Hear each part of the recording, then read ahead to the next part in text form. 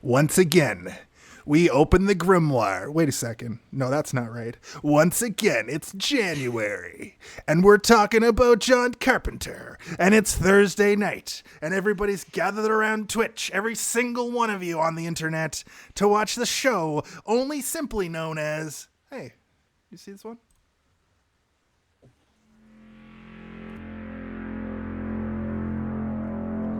The year is 2024, and two friends once again invite you to join them in revisiting or discovering for the first time the masterworks of a filmmaker who transcends genre, whose horrors have lurked in the dark, broken free from the ice, crawled straight from hell, or even pulled themselves from the very pits of a mad mind, who showed us the hidden corners of Chinatown, sent a man from the stars, and dragged us to New York, LA, and even Mars. Nearly unmatched as a genre filmmaker. Once again, Hey, Did You See This One? Invites you to look upon the works of a genius. We present to you Jan Carpenter's In the Month of Madness.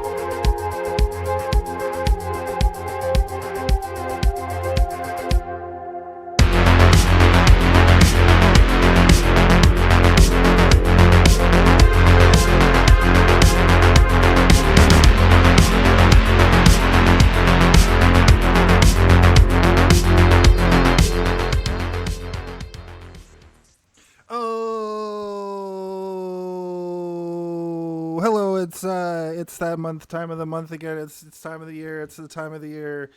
What was I talking about? Oh yeah, it's Jan Carpenter's In the Month of Madness, week 3. We're doing it.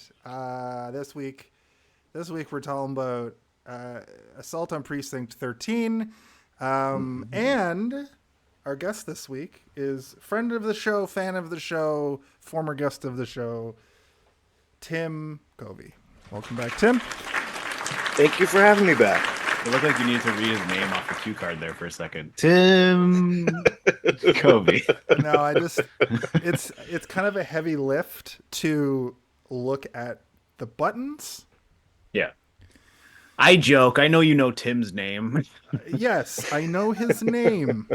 The three of us saw a movie together recently. A movie that we may or may not discuss in the future. We will probably talk about it in the future. We'll probably have him on to talk about that movie in April. Ooh. Spoiler alert. No, let's not spoiler it. Let's just leave it unspoilered. It's a huge spoiler. It's such a spoiler. I'm just getting the sound levels right here because I sound kind of quiet. Maybe I'm not talking into the microphone.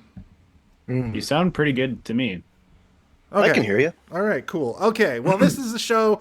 It's a weekly movie show where we react and review a different movie each and every week. Like I said, it is Jan Carpenter's In the Month of Madness, the month where we talk about John Carpenter. This is the third year running, I believe. We are running out of movies, which is great because once I think we've got a year and a half left. Yeah. And then we'll have to come up with some sort of new thing. But in the meantime, we are talking about Assault on Precinct 13. this is a fantastic film, but before we get to that, I just want to talk about something that we do each and every week, and that is I'll put up an image from the movie poster, and I'll have people online guess it. This is a fan guessing game. Congratulations! You have successfully guessed the correct answer, which is the answer you provided. Congratulations! Congratulations! So I actually kind of dropped the ball this week because I had to be on another podcast yesterday. I was on the Hold Up, a movie podcast yesterday. So it slipped my mind on Monday to put this up. I'm kind of a day behind all week. I also have Super Kick tomorrow night. It's a hectic week. But I did get two valuable, brand new submissions. One from Jimmy Vandelay, a friend of mine who used to do reffing. He's a local ref. Jimmy Vandelay of Vandelay Industries? Of Vandelay Industries. Something tells me that's not his real last name. I also know him as Jimmy Sketches on Instagram. Jimmy Sketches of Sketches Industry? But he got it right, and he just wanted to say, be excellent to each other, station. And then he mentioned that John Carpenter is one of his top 3 directors of all time. I believe he said the other 2 were Kurosawa and Steven Spielberg's. So thank you, Jim. Also, Brody Trottier. Steve, I believe you know this man. Who? Brody from the escape rooms, I think. Do you remember that guy? I don't know. He worked at the Tower, I think. Brody, if you're listening to this and I have that wrong, I'm sorry. I also didn't work at the Tower really that much, so I didn't get to know everybody that well. I know you worked there pretty often, so. Yeah, I lived across the street, so I was stationed there, station 13 there for quite some time. Or stationed from Bill and Ted's Excellent Adventure. Exactly. To each other. He says, I was like, a lot of these people are caught off guard, even though I'm like, you'll get a shout out or a plug, and everybody's like, what? A what? What does that mean? What does that mean? You calling me a plug? You're gonna get a plug in the mail. Yeah, I'm gonna send him a. You know, a lot of people don't know that term. Like when I call someone a plug around people I'm not familiar with, all that, they're like, "What do you mean by that?" I'm like, "I don't know. I just mean like a doofus, I guess." That's from your childhood, though, because I know a plug is like a drug dealer. Yeah, a plug is like a butt plug. Like you're like you're just like you're a clog of information. That's great. I want to use it that way from now on. But Brody said, I guess just a shout out to my girlfriend, Vanessa. Shout out to my amazing girlfriend, Vanessa. There's nothing better than watching old Siskel and Ebert reviews on YouTube with you. So thank you. That's nice. Thank you. And I learned that you can go watch Siskel and Ebert old reviews on YouTube. You can. You can watch almost anything on YouTube if you search hard enough and long enough. You have the change your VPN to Russia and you can find almost anything. Yes, it's true. That's how we were going to do Cocoon for the show. We almost had to go to Russian YouTube. Facebook. Yeah. Which is even crazier. Cocoon. Very hard movie to find. Even if you're pirating it, it's like impossible to find that movie. Like it's not even a situation where there's just no seeds and leechers. It's just not there. It just doesn't exist. Yeah. Because I don't think it ever got. It was on Netflix once, like 15 years ago, for maybe 5 minutes. Not even enough time for you to watch the whole movie, the whole runtime. You just see the lemon party part. Suspiciously weird. Yeah, we were trying to do it on our Alien Abduction month, but we couldn't find it anywhere. So we're just like, Mars Attacks, or I can't remember what we changed it to. But we changed it to something else. Well, no, we had to sit through the fucking fourth kind. Oh right, yeah. I see. I've already washed my brain of that experience because it was so bad. Great episode of. I was wondering why you guys just didn't do something like Cocoon instead of that movie. But anyway. Yeah, great episode of this show because me and Steven, a friend of the show, Jared, ripped it to shreds. Mm-hmm. But it's a rare time where we actually get a movie that we're just like, I can't believe we had to sit through this. Speaking of, this is not that. This is a much better film than that. Before we get to that, I just want to give a shout out to John Carpenter, the man himself, who had a birthday a couple days ago. I don't know what came first, the chicken or the egg, if it was, hey, it's John Carpenter's birthday month, let's do this special month, or if we just mentioned it. I think what happened was we were trying to choose a month, and I suggested that we do all John Carpenter months because he has such a, plethora of different genres that we could play around with, and it would be fun to sort of examine them from different, not have to do like one theme, rather just take a person and be able to do different themes and see how they play around with it. And then we looked up, or I think I might have looked up like John Carpenter and was like, hey, his birthday is also this month. Let's call it Jan Carpenter month. It's perfect. So happy birthday, John Carpenter. You'll probably see. Happy birthday, John. You'll see this eventually, I hope. Can you and Kurt Russell just get back together and make another Escape and or Big Trouble movie, for God's sake, please? Yeah, just make it like something awesome. Make it like the newest indie where he's got some sidekick that does most of the heavy lifting, but Kurt Russell's just there like, I'm Snake Plissken.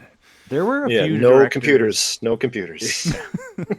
There were a few directors in the early 2000s that got really into video games, and they started making video games, and they made a The Thing video game, and I think he was pretty involved in the making of that. I also know that he loves playing video games, but Clive Barker also got into it. I think he developed one game. I can't remember what it was called. It was Clive Barker something, but it was very similar to like Doom or something like that. Yeah. I'll have to look all that up, but yeah, you're right. And even if he came back and made a video game, like imagine that Escape. would still be awesome. I mean, I guess the Metal Gear games are basically just continuations of the Escape series. He joined the military and like for real, and then became a spy. Just before we get to our brief history, basically another thing I want to do is once again shout out to White Bat Audio, the song that we've been using for that intro that Steve is using. It's great. It has such a cool like build up while he's talking, and then the drop when he's showing the clips, and then into our logos. Like it's just so well done. It's perfect for this month, and I'm sad that we didn't get to use it previously. It also feels like John Carpenter music, which is really good. Yeah, which is why I chose it. And just one more thing on that note, social media, go find us. Hey, did you see this one on all platforms? Give us a like, follow, and a share. We really appreciate everybody who has come along on this ride with us so far. This was a pretty big milestone week. Every episode you can now find in video format up till now, in audio format up till now, on Apple, on Spotify, even on YouTube has the audio versions.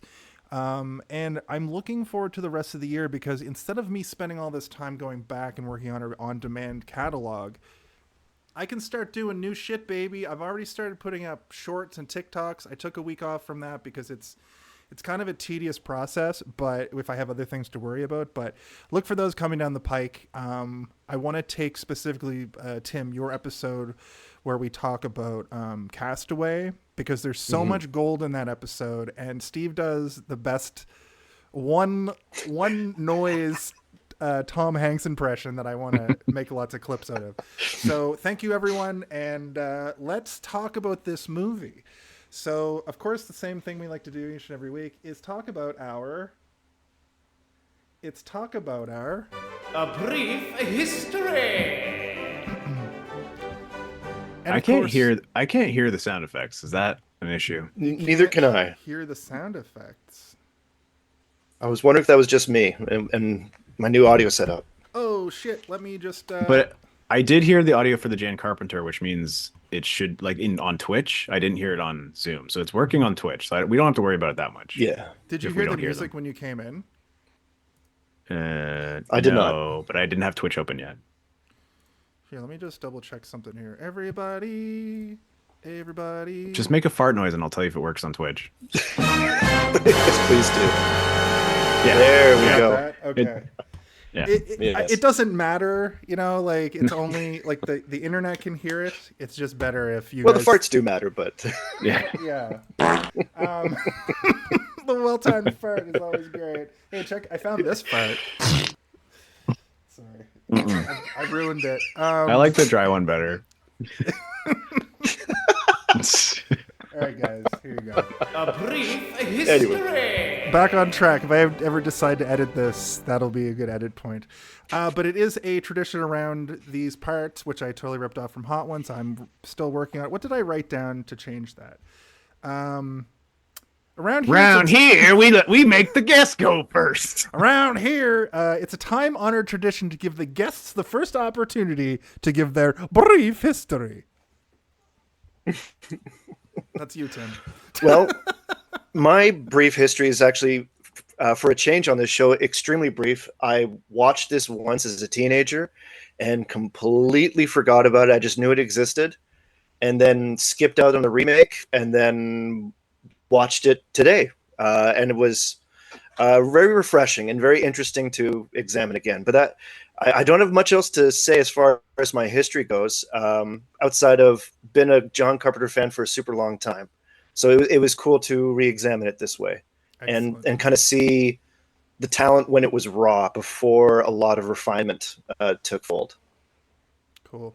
And that's it. There we go. Yeah, I mean, Steve, I think you might have a bit more of a history with this one, because I brought it up and you had talked about how it's like his first film, right? Like his first actual. It's one of his first films. Yeah, I don't know if it's his very first. No, Dark Star. His first real credit is Dark Star. Yeah, but yeah, it's Dark Star was also technically a student film. Which he somehow got funded and he made, but into a feature length, and I think he got distributed. But yeah, my history is actually not that long either. It's I watched it when I was younger, and then the remake came out. I actually didn't realize that this movie existed until the remake came out, and I had then someone informed me like, oh, this is a remake of a John Carpenter movie, and I didn't know who John Carpenter was at the time. And then they listed off all of his credits, and I was like, Big Trouble in Little what? Big Who and Little Where? Who Christine's a car? Wait, what? So I didn't watch this movie from beginning to end until quite a bit later, after I had started going through and kind of examining all of his movies under a microscope, after I had finished school and stuff like that.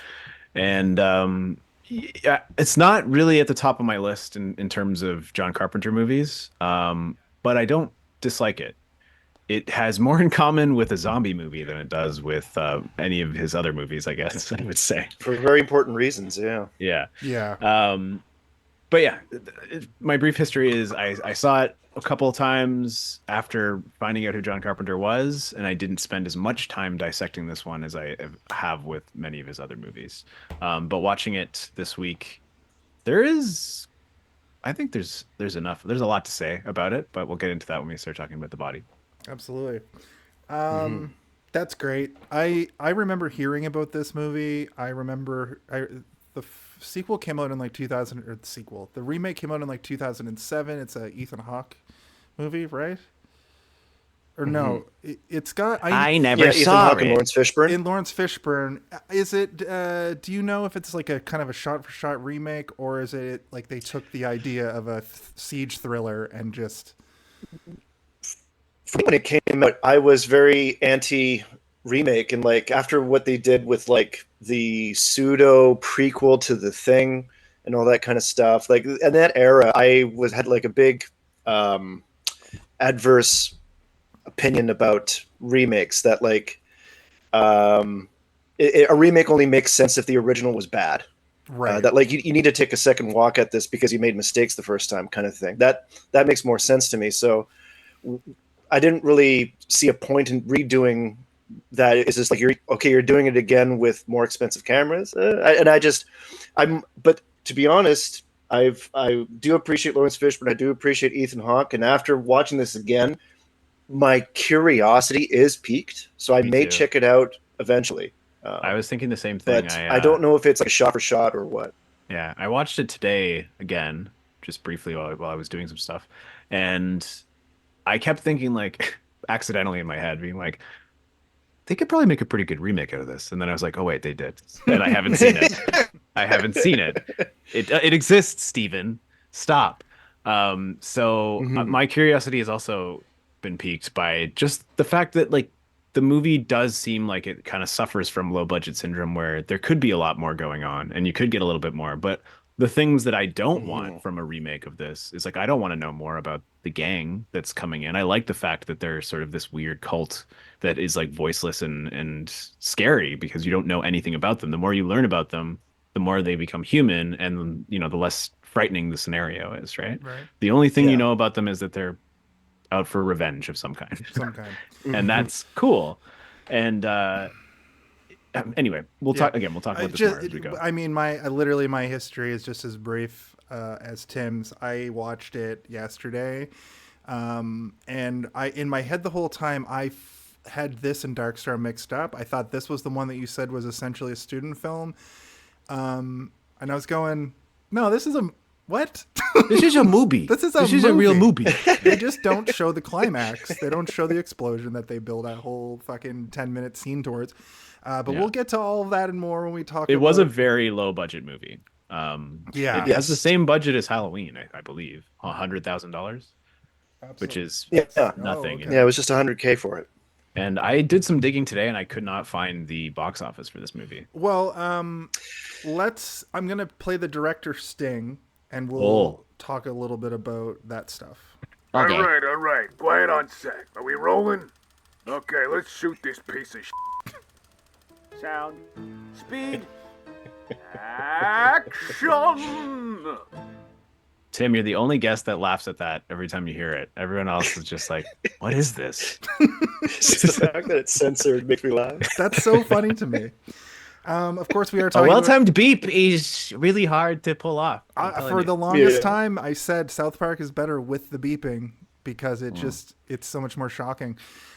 We are, of course, talking about John Carpenter. We have our outro, which is a love letter to John Carpenter, which explains a lot. We've talked about him. We talked about him at length during The Fog. We even went into him a little bit as far as the movie Christine goes last week. Is there anything you want to add to the conversation about John Carpenter, Tim? And do you guys have information on, I believe you were about to look into the box office. Any notes about his direction for this, or any notes about production for this film? I think one thing that I've always appreciated about his filming that was actually encapsulated in a quote that he has about this movie for his filmmaking philosophy for low budget, but I think this kind of bleeds into his big budget, quote unquote, big budget stuff as well, where he said for his philosophy for low budget was as little footage as possible and extended scenes. And you think about stuff like They Live and Big Trouble Little China, anything that's establishing, anything that is showing the atmosphere, you're given just enough information to get, where you are, when you are, and what is happening as far as who's going where. And more importantly is what's going on in the scenes. And you're being informed more so by the dialogue and interactions and actions of people. And there's something I do appreciate about that, where there's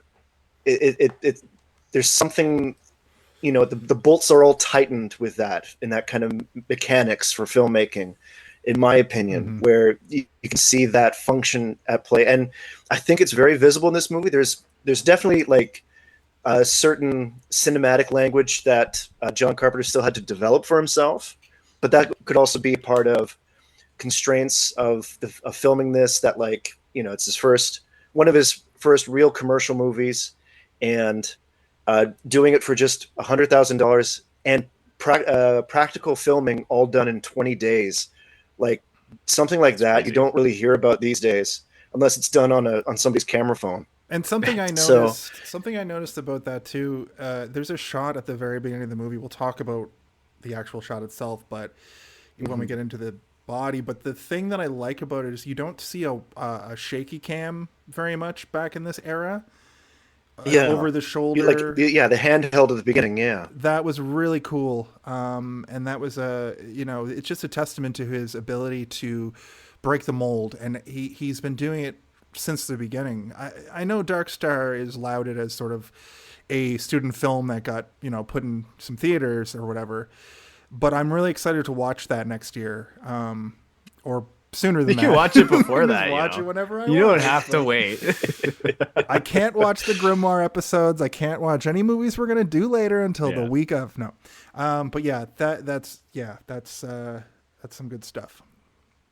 So a little bit about what his vision was for this movie, I guess, is that he wanted to make it sort of a classic Hollywood style Western. Similar to the Alamo, or I think even what was it? It was called the Anderson Alamo. Yeah, the Anderson Alamo was the original title of the script.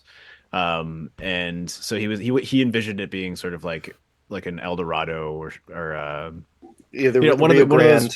Yeah, yeah, exactly. One of those movies where a bunch of cowboys are stuck in a saloon and they have to shoot their way out of the town to get through a Or posse or pardon something. me, Rio Bravo. Rio Bravo, yeah.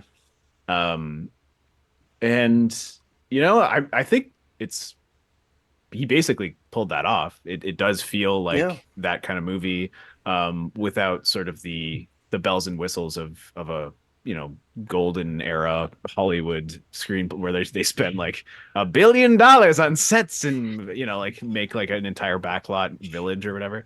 It's just shot in a really, really shitty building. It's the ugliest police station I've ever seen. It looked like a sitcom set at a couple of times, or like what a sitcom set tries to emulate. Like if you look at old Taxi episodes, like it looks something like that. I thought about Wow. Taxi as well because of his the music when the not like main theme, but when like the woman gets killed and it was playing kind of like a Taxi kind of a sitcom kind of a music. There's a few. It's like that electric organ sort of like. Yeah. It's like Carpenter, but not. You're like it's like a softer, nicer Carpenter, not an aggressive, blaring, blinking green and red lights. Carpenter. Joan Carpenter. But I think that he also wanted the movie to be called the Anderson Alamo, but in like the distributor fucked it up, and they're like, we're calling it District 13 because the Which police is a bit of station's a not even called. misnomer. No, it's the It's called District. It's District 9. It's precinct 9. It's Division 13 of District 9. It's also it also says Division 14 on the building. Yeah, Yeah, so it's all much over going the on place. here. It's just like, no one cares. So it's literally they wanted to make a spooky title. Yeah, they're like, what's the scariest number? Assault 7? on No, Precinct Yeah. 666 from hell, the devil, Satan. Assault on Precinct 666. No, that they made that movie. It's called The Prince of Darkness. Yeah. This movie reminds me of The Prince of Darkness a lot. And of It course, has a lot of the same sort of beats, and the end is more or less the same, where a building is being assaulted by a bunch of monster goobs. people. Yeah. And it's up to an axe-wielding priest and a diverse cast of individuals. So I think that's enough for the director this week. We gotta, of course, pace ourselves. We'll do a big blowout next week and cover some other stuff, but I think that was good. So what do you say we get right into the shit? Oh my god. Let's get right into the shit. That sounds like a lot to deal with. The body of the episode. I played that again for you because last week you're like, I don't even remember making that. Because we always play the sexy one. I like the disco one. The one where the body of the episode is like slowly and seductively walking in a room. Yeah. So this is Look at that body on that episode. Yeah. Look at that. So this is Assault on Precinct 13. This is a film about essentially a police officer who gets stationed at this precinct that's about to be basically dismantled. And everybody sees it as that. The people working there are like, fuck this place, we're out. But what ends up happening is a man and his daughter are out getting ice cream, and there's this roving gang of hooligans who's just assaulting people, just killing for no reason other than it's the real sport. assault on Precinct 13. And I actually really like the.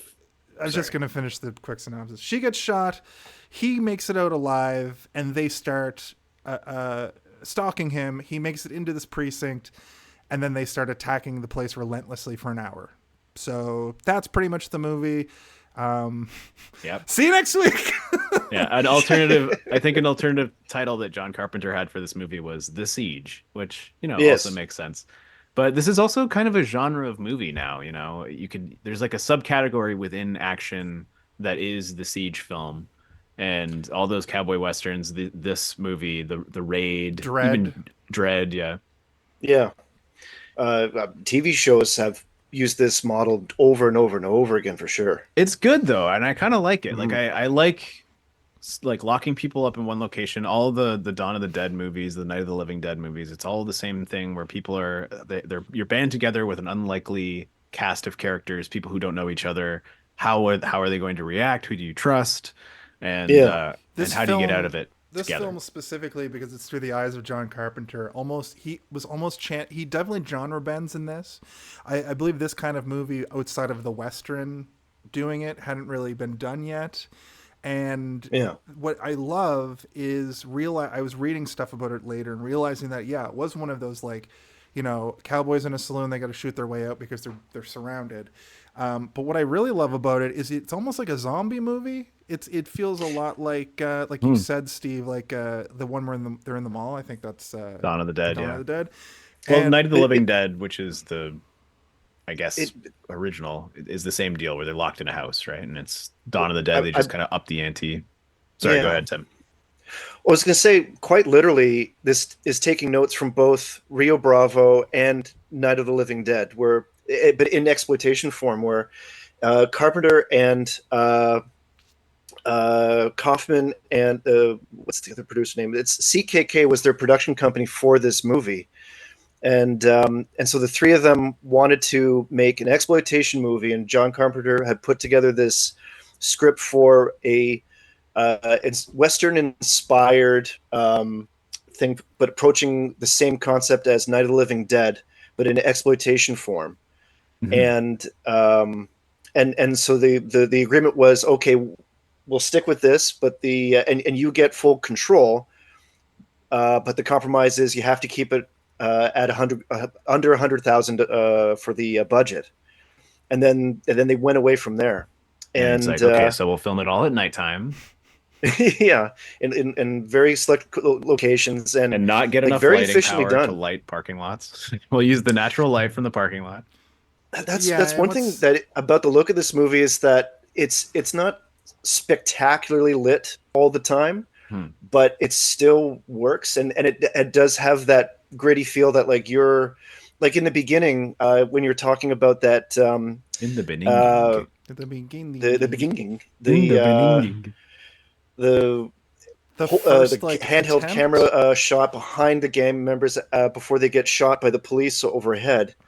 The lighting for that is actually like really, really good, but you can tell it's also natural. Yeah. Yeah. So I'm gonna still do the plot. I'm gonna be a little bit more paraphrasy with it because there isn't a whole lot. But in this sequence, I don't know. I couldn't figure out what this was meant to represent, and could this be the revenge in the first place? That they were these people. I think they were part of the people that were stealing the crates of weaponry. So the whole conceit of the movie is that this gang of people who they're the Cholos, I believe is what they're called. And and Thunder something as well. Thunderstruck. Yeah. They just Cholo, play. the Thunderstruck They're blasting Cholo. AC/DC when they assault the precinct. But they couldn't afford to get that song, so we Yeah. just got dun dun dun dun dun dun dun dun. dun, We just got dun, John dun, Carpenter pressing one key on a synthesizer every time we see them. I did really like that every time you see the gang before the assault happens, it's just one singular note just piercing your ears the entire time, like making you feel uncomfortable. I think that's a great way to build tension. Yeah, the beginning was really good. I actually really enjoyed all these different plot threads and how, it's been so long since I've seen it that I kind of had forgotten how they all link together.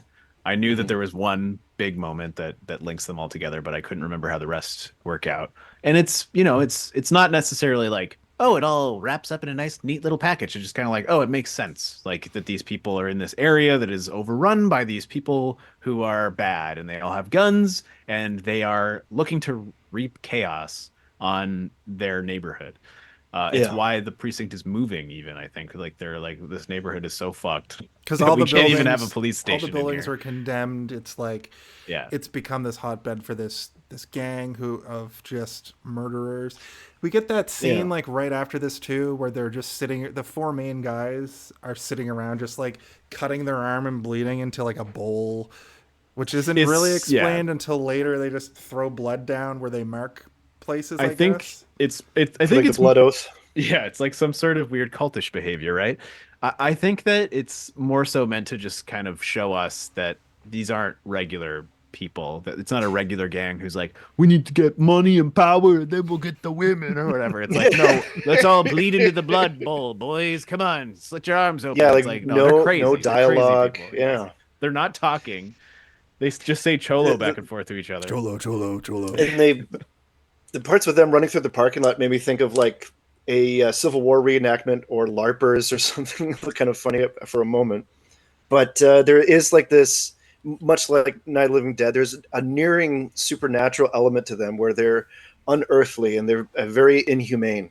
Yeah. And just brutal. And so the police raid on those guys at the beginning sets off the 4 warlords to do their just roaming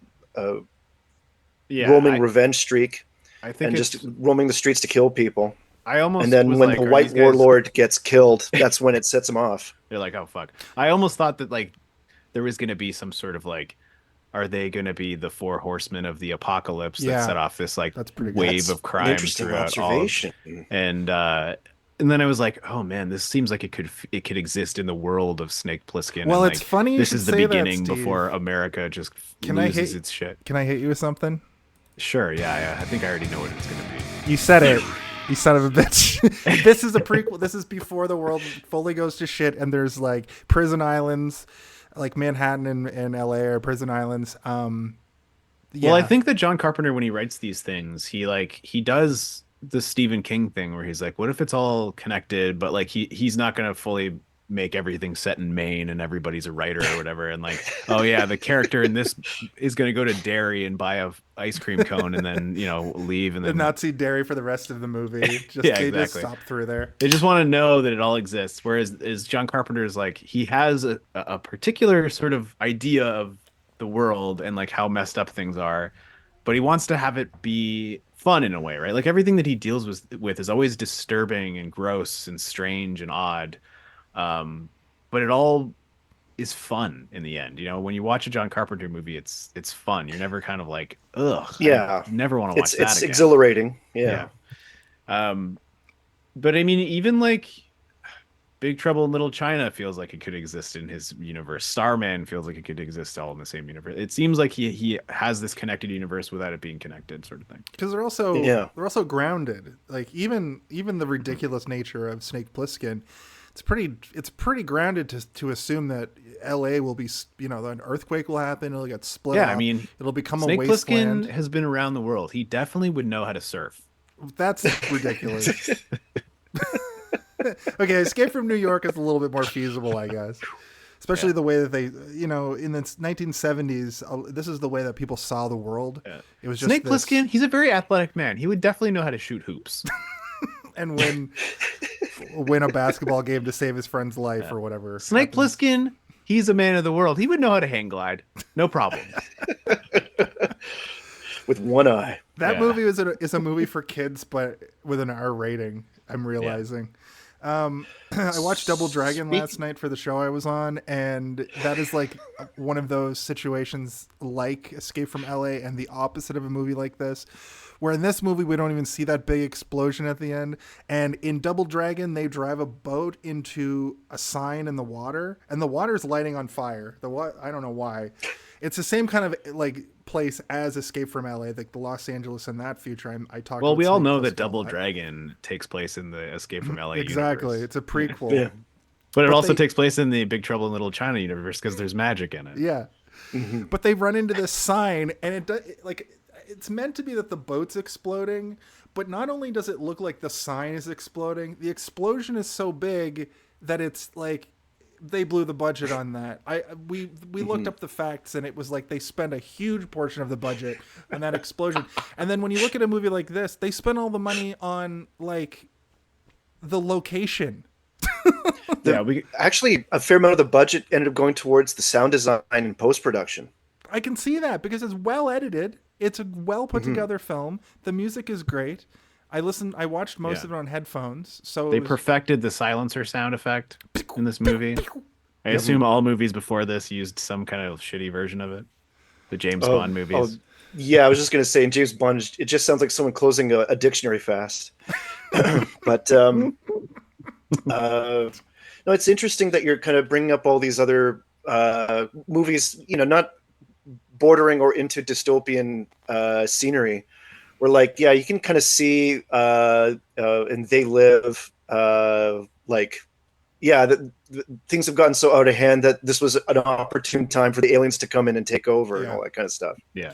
So you can kind of see that there's a level of continuity with all this. Yeah, the satellite gets blown up, all the aliens are revealed, and then that's when like the world really goes into an apocalyptic state, and then that's when Escape from New York starts. But this one is weird because there's like no extras in this movie. Also, and then Jack Burton is he's driving around in the desert in his truck, and he drives north, so far north that it becomes Christmas time, and then he accidentally runs over Tim Allen, who is Santa Claus, and then he becomes the Santa Claus in those. Yeah, then he becomes the Santa Claus in those new Santa Claus movies. Jesus, that's my theory. But how does that tie back into the Santa Claus TV show where Tim Allen comes back in the picture for that? Oh, that's not canon. Okay, that's not canon. The TV show is not canon. Or he hasn't been run over yet. It's gonna happen sooner or later. That's why everyone's watching. They just want to watch Tim Allen get run over. Yeah, truck. I know I do. Jack Burton's like, hell, I ran over Santa Claus. So the elf comes up here, man. You got to put his coat on. Why do I got to put his coat? Jack Burton doesn't put on Santa Claus's clothes. Okay. We're introduced to Bishop at this point in the movie. He gets called to Precinct 9, like we were talking about. He doesn't want to. He doesn't want to go because essentially he wants to be a hero cop. This isn't a very. It's a little bit propaganda, but I didn't get that vibe. I kind of got the vibe that like the police in this universe aren't. There's one cop that's like over the top. It's bad, but his partner, incompetent, I should say, but his partner, he was a good egg, and Bishop is like good to a fault. We get the time codes for the points of the movie throughout this, which I kind of liked. It wasn't wasted effort because you get to know that all of this shit happens in about 4 to 5 hours, which was a really neat little thing. I hate it when you watch a movie and you're getting the days and the time codes and the time. Like Christine had a couple that was just like, okay, thank you for telling me that it's 1 month later. I didn't need that.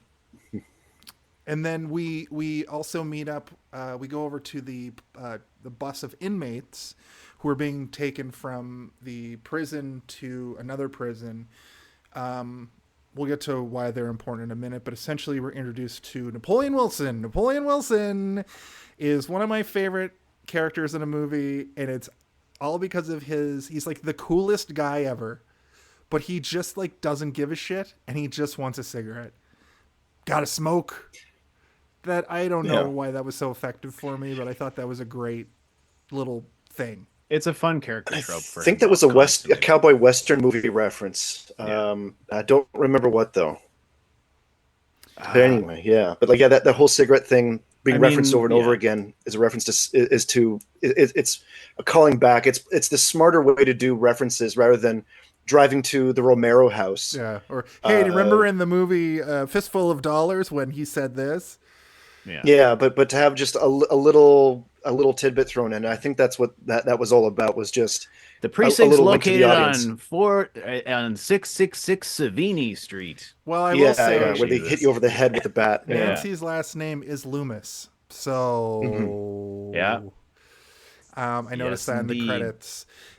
Basically, it's heavily implied that Napoleon Wilson is like an especially bad criminal. The way they're treating him. I think I got the impression that he was like a criminal mastermind, not necessarily a killer or murderer. Probably has done that, but based on the way they treat him at the end of the movie, he doesn't just get thrown immediately back in prison. We don't see him get thrown back in prison. And I want a buddy cop movie called Bishop and Napoleon. Right. Where he's enlisted to become a cop, and him and Bishop and Napoleon have to go and... Yeah, it's like assault on... Penitentiary 13, and they like the whole jail is like against the people. He gets he's like, I can't, he gets like demoted, or like he quits being the lieutenant of the precinct, and then he's like, I'm just gonna go be a prison guard or some shit, and then he goes to be a prison guard for a precinct, or sorry, for a penitentiary, and it turns out he's in there, and then he's like, oh, it's you, what the fuck? And he's like, yeah, what the fuck? Yeah, what the fuck, we're here now. Listen, I heard that they're going to be trying to, and then one of the gang guys, one of the four warlords, he didn't die, and he's in the jail too, and he's like infecting the prison like a virus. Giving his jar of blood to everybody. There you go, John Carpenter, come back, make it make it happen. Assault man. on Precinct 14, Electric Boogaloo. We do. Speaking of infections, we're introduced to that character that turned out to be a total misdirect, or I didn't really understand what the point was, aside from having them stop. And there's a guy who, like, I think he has. I think he's dying. I think he's dying of something. He's got like whooping cough. And he's all sweaty. He's got COVID-19. He's patient zero for COVID-19.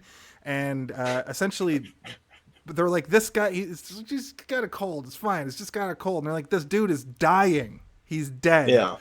And that's it. I only thought that was a misdirect in that as soon as they used that. COVID-76. Took me a minute. I was like, what's a better joke?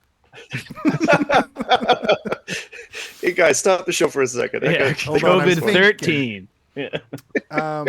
But they only used them really to get them to stop. I thought it was going to be more of a thing, and I for a minute I was like, is there a supernatural virus element to this movie? I didn't know what this was going in. So well, I mean, that is kind of, again, that's a trope of a zombie movie, right? Is that one of the people is infected and they bring it inside, they give it shelter, and then it turns on them from within, and it was interesting. But zombie movies weren't as, there wasn't a giant garden of zombie movies that you could go and pick from at this point. There was a smaller world of zombie films. There was still a decent amount. They were huge in the 70s. They were big in the 70s. They were the late 60s was when they sort of kind of really started to hit off, and not just Western movies either. Like the Italian film market was like exploding with zombie movies as well. So it was kind of a worldwide phenomenon where it's like everybody was obsessed with everybody had zombie fever. And then it went to sleep in the 80s and the 90s even, and then in the late 90s it started to come back in the 2000s.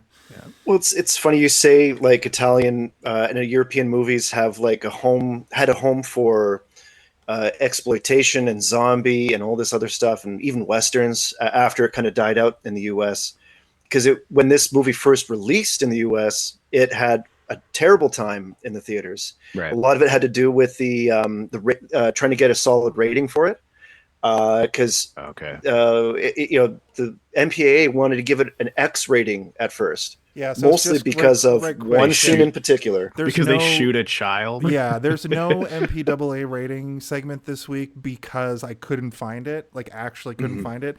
And Tim, I think what you're saying is the insight that you mentioned, right? Mm-hmm. Yeah, so the person that was responsible at the time for giving out the ratings for movies wanted to give this movie an X rating. And there's a scene where the father and daughter are going to get ice cream, and the roaming gang comes up and targets the ice cream truck guy. And then while they're shooting him, they also shoot the little girl. And it's for 1976, very, very graphic. I was like, she's not very dead. Upfront. It grazed her shoulder. But it shot they did through the ice cream movie trope of putting chest, yeah. Yeah. If it was like on a Columbo, she would have been alive at the end. But no, this ain't Columbo. Yeah. No, she's dead as dirt in this. And so that scene in particular where she visibly gets shot, the MPAA person wanted them to cut it out of the movie, otherwise they would give it an X rating, which meant it wouldn't get any kind of release whatsoever. So the film that they submitted for their review, Max, buddy. the version that they submitted for the review withheld on that scene, and then they said, "Okay, good, we'll give you the R rating." And then the distributed copy of the movie kept that scene in. Okay. So they managed to sneak in this girl getting shot. So when people started watching the theater and then realized, oh, there's a child getting shot in this movie, it got backlashed in the US. But then in 1977, a year later, it managed to make it to like Cannes and other film festivals in Europe. And then people saw that it was this movie taking some bold choices and bold decisions. and it took off from there, and that's when it started to kind of gain some ground. Okay. Because initially it wasn't a success, so it took a long time, all things considered, for this thing to get some traction. So this is like a Yeah, I think one of the reasons cult it's film. a little bit, yeah. I think one of the reasons it's hard to track down the amount of money that it made is because it made money in weird ways where people were like not really tracking it. So Yeah, it's kind of hard to find the box office for this. yeah, We don't even really have a domestic box office for it. So I will say, in addition to Yeah. there being no MPAA this week, there's no real title drop, because they do say Precinct 9 at one point, but that's not even the right precinct. That's not even the name of the movie. it's Yeah. like Precinct 9 in District 13, and Division the building has a 14. 14 on Yeah. it, and it's like this is how 9A. unorganized the Los Angeles police departments are, is that they don't even know the names or numbers of anything that they're dealing with. But the studio's like, Yeah. it's got to be spooky. 13. Yeah, even when we get our first introduction to Ethan Bishop, you know, he's going out on his first day as a lieutenant, I guess, or it's his first day in charge of a new precinct, and he wants to be a hero. And the guy on the other line, his captain, I suppose, who he's talking to, is like, I think the captain just got on to talk to him to like kind of be like, hey, good luck, you know, out there, and have a good time and try to be safe. You know, it's more like it was almost like a congratulations on your new position kind of thing. yeah. But then he gives him like a weird little powwow. He says, I wrote it down. He says, there are no heroes anymore, just people that follow orders. Yeah, which is like, ugh. Yeah. And we've already seen that the police in this movie are kind of shit in the very first scene. Freeze! It's the police. Put your hands up and your weapons down, or we'll shoot. And then like they shoot immediately. There's like no room to breathe before they start firing on them. And you're like, It's, okay, it's that's almost like accurate. a wartime situation. When he says to him, I just need you to follow orders. You know, it's like something you would hear in a World War II movie. Yeah. But then, like, you know, the internet is polluted now with so much evidence of police officers believing that kind of shit, and like just the interactions that you see in everyday life on YouTube, TikTok, Reddit, all of it. You get all these, you know, people filming the police, and they act like they're super soldiers from a science fiction movie, where you're just like, what is this guy's deal? Like, he's acting like he's in the most like battle war-torn country, and he's dealing with people that, you know, he is convinced are hiding IEDs or whatever. You're like, okay, this is fucked up. There's no de-escalating behavior. Yeah. And meanwhile, you're kind of treated to the jaded cops versus people who live and breathe in the world, and so as that lieutenant arrives to his assignment at the precinct, and he's being introduced to everybody, and getting these little moments of talking to all these people, and with the one secretary in particular, they have a good one-on-one where you learn a lot about them. That one, she's been around the block, she knows, she's kind of seen the harder side of things, and then he made an explanation of like early on in his life he was taught some strong morality and by his father, and at the same time he was shown that police can be positive figures of authority. But and the contrast there is that, like, at every other avenue that we're presented except for him, we are in a cab world, right, where we're just like, no, all police are shit. Like, even the dad driving the car, and little girl's like, let's ask them for help. He's like, and no. he's like, No. She's like, my teacher That told was me interesting. my teacher told me that you know, all police officers are always there to help you. and he's like, sounds like your teacher's teaching sixth graders, you stupid idiot. And She's like, what? he's like, nothing, let's go get some ice cream. That actor I like was- her voice is also Big Bird's. Yeah. We get a great moment. That's as high as I can go. We get a great moment around this area of the movie where they're loading, like, Napoleon is so good, and they're loading the inmates into the truck, and basically he's like, look, you're taking me in a truck where I got to sit for hours, okay? Then you're going to put me in a prison where I got to sit for the rest of my life, potentially 30 years or more. Can He you says just 90 years. 90 years or more. Can you let me just do a little stretch? So he does this, And He's then doing some yogi. and then the warden is like, it says something to him. I forget what he says, but he goes, Says, "I'm gonna miss you." yeah, oh right. And then he says, even a little white lie can trip a man up. And he's like, huh? And he takes the chain and lassos him basically and trips him. He does a cowboy movie. He does a This is cowboy a cowboy movie. movie, guys. He's a cowboy. Yeah. He's a And- cowboy movie character stuck in this But movie. we also miss, like, because when they're taking him out of his cell, that guy, the warden, punches him in the back of the head, knocks him out, and he's like, "I just don't sit in chairs the way I used to." And I'm like, that's such a weird thing to say, but it's also kind of funny. And then when he lassos him, he's like, "He just doesn't stand the way he used to." Yeah. He's just like, Yeah. he It's a says John the same line. Carpenter I'm like, what a thing. weird line. It's a John Carpenter thing too, as we've talked about a lot, to have weird dialogue that only from the mind of John Carpenter could this sort of dialogue be so bizarre but work. You know, like it'd be when fun. they ask me, because it's in that context of Yeah. that situation where, when like, they ask me, "Jack, have you paid your dues?" I tell them, "The check's in the mail." Just like John Carpenter, like drunk, like writing shit down. Like, yeah, this is sick. This is dope. People are gonna eat this up in 40 years. it would be great to hear John Carpenter say, "This is dope." Yeah.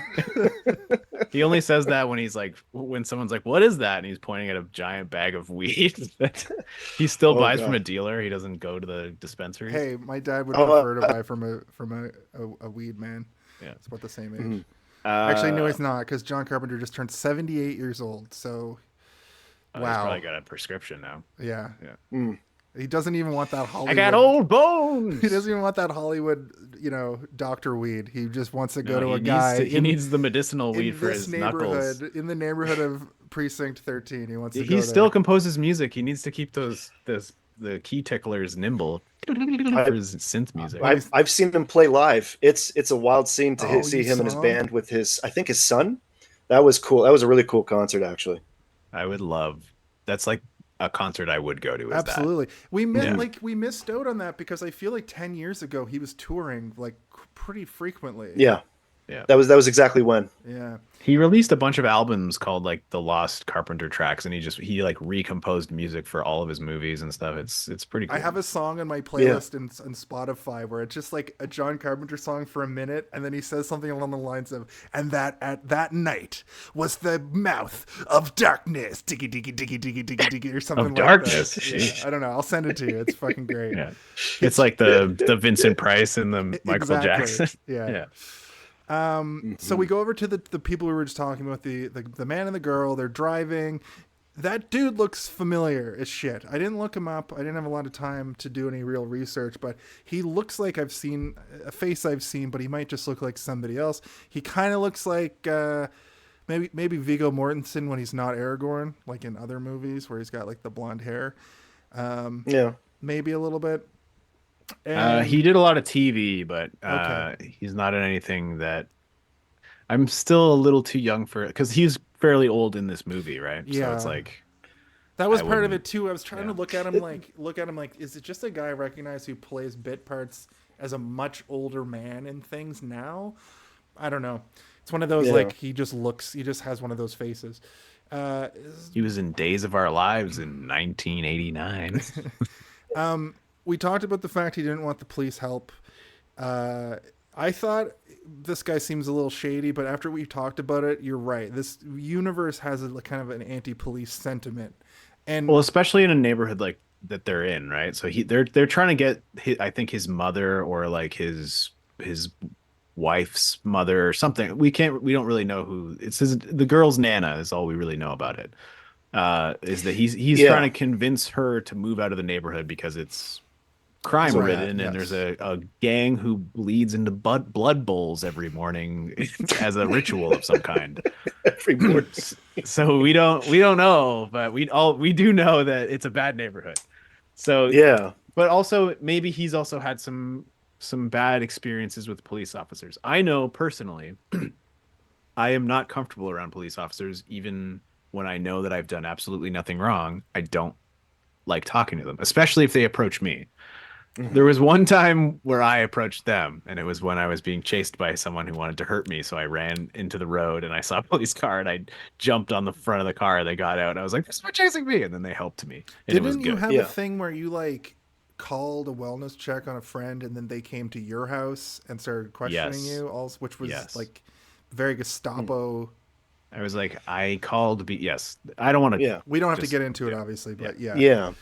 I have Well, had a lot of bad experiences with police officers, as more so than the good ones. Like I've had maybe 2 really good ones, and then the rest have always been shitty or bad. And speaking of the police, sorry, go ahead, Tim. My bad. Oh no, I was going to say that Napoleon actually one of his functions in the movie is where he seems to divide people's opinions. Where the guy running the prisoner convoy in the bus, he kind of is drawn up by Napoleon to approach and ask, like, what's your deal exactly? Because you're not a psycho, you're not this, so what is your deal? Why are you called Napoleon and all that kind of stuff? And so I get and it kind of also informs of Napoleon that because we see police officers that are not cool, hating him, and other police officers that are either in the gray area or are good, that find him approachable. I think that there's something about this guy that has divided people. He's done, and whatever his crime was, it's checkerboarded. It's not quite I think that completely based all on his character arc and how intelligent and like quippy he is. He's a guy who calls shots. He's a top. He's a real Snake Plissken, if you. I think he's a top guy. I think he's a criminal mastermind, and he's a superhero level intelligence criminal mastermind. Obviously, we don't get into any of that. That's pure speculation and headcanon as well. I don't know if I'd go that far, but I will say that he's not a bad guy. He's a smart guy who got into a bad situation and he had to get out of it. We never know his history, but he doesn't seem to have any kind of resentment or hatred or villainous tendencies towards anybody. But then again, he's never in a situation where he would need to flex those types of things, right? He's always in a situation of submission. And then the situations that he does have the ability to be dominant, he doesn't. He is able to assess the situation and figure out, okay, it's in my best intention at least to side with this person and maybe ask them if they have a cigarette. And if they do, they might give me a cigarette. Most people won't, because it's always on the dialogue tree. Everybody didn't, even though everybody in the universe smoked in 1976, nobody smoked. Except nobody in this movie, except for the what was her position at the police station? Was she a police officer, or she was just? They said police officer later in the movie. I thought that she was like an office administrator, but then they said that the person on the operating board was the secretary. I think she was just a cop who was in like her regular clothes. Yeah. As they were shutting things down. It's funny, we were talking about how the criminals are just like out of control bad. We just get a shot of them just like getting their guns ready at this point. And John Carpenter loves just showing people doing things, and we get a lot of that throughout this little bit. Well, did you guys watch the post-credit sequence? I don't recall seeing a post-credit sequence on my copy. One of the gang members, he runs to a church and he goes through a secret door into the basement, and there's a giant tank of glowing green ooze, and he starts drinking it. And this is a prequel to The Prince of Darkness, guys. Yeah. And then he turns around, he's got a Thanos chin, wrinkly chin on. Yeah. Snake Plissken just shows up. He's got the eye patch already. Shit. I'm putting together an initiative. A Carpenter initiative. So we get the scene with the cop on the scene, but what scene is that? Oh yeah, Precinct 9. I don't know why I wrote that. We meet 2 women, an operator, and I thought an office admin, but we determined she's a police officer. And she offers him coffee. This is a funny line. And she offers him coffee, and she says, "Black?" And he goes, "For over 30 years." Great. And I was like... Yeah, that's like a real like Shaft kind of line, which I kind of liked. Because he's not a Shaft character, he's not like Mr. Cool. He's kind of nerdy almost. And he's like endearing, in a way. Where very like, straight-laced individual. Where he comes into this piece of shit precinct that's shutting down, and he looks on it like... I'm in charge of this, and he's like proud of himself, and I'm like, you know what? I'm proud of him too. Like that's a good accomplishment, and I like it, and I like that he's. The implication. There's almost like a Star Trek Academy thing about him, where like I'll do the right thing regardless. Mm-hmm. The implication though, where he says for over 30 years, is this guy 31 or 32? Because God damn it, people looked old in the 70s. He could be 40. He could be 40. But also he's hit lieutenant, which is like it's a pretty big milestone for police officers because not all police officers are able to do that, and some of them do it younger and some of them do it older. And he seems like he could be in his middling 30s, maybe. Okay. And he mentioned that like I left this neighborhood. I walked out myself when I turned 20. Yeah. So like, okay, so like 10, 15 years on the force or whatever of working his way through all that kind of stuff. And an old looking 35. We do get a scene here that's pretty interesting that does talk about his like past when he does mention that he left 10 years ago, where he tells a story about coming into the precinct as a kid because we find out it's because he was using foul language with his father. And during that time, no, his mother. His father punished him because he was swearing at his mother or something like that. Yeah. But he did end up carving something on the desk, and he like feared for the rest of his childhood that he was going to get busted. I happened to look away at like just for that like 1 second. Did they showed the carving, right? Oh, they don't show the carving. So that was one of my so sometimes I write down questions for the pod.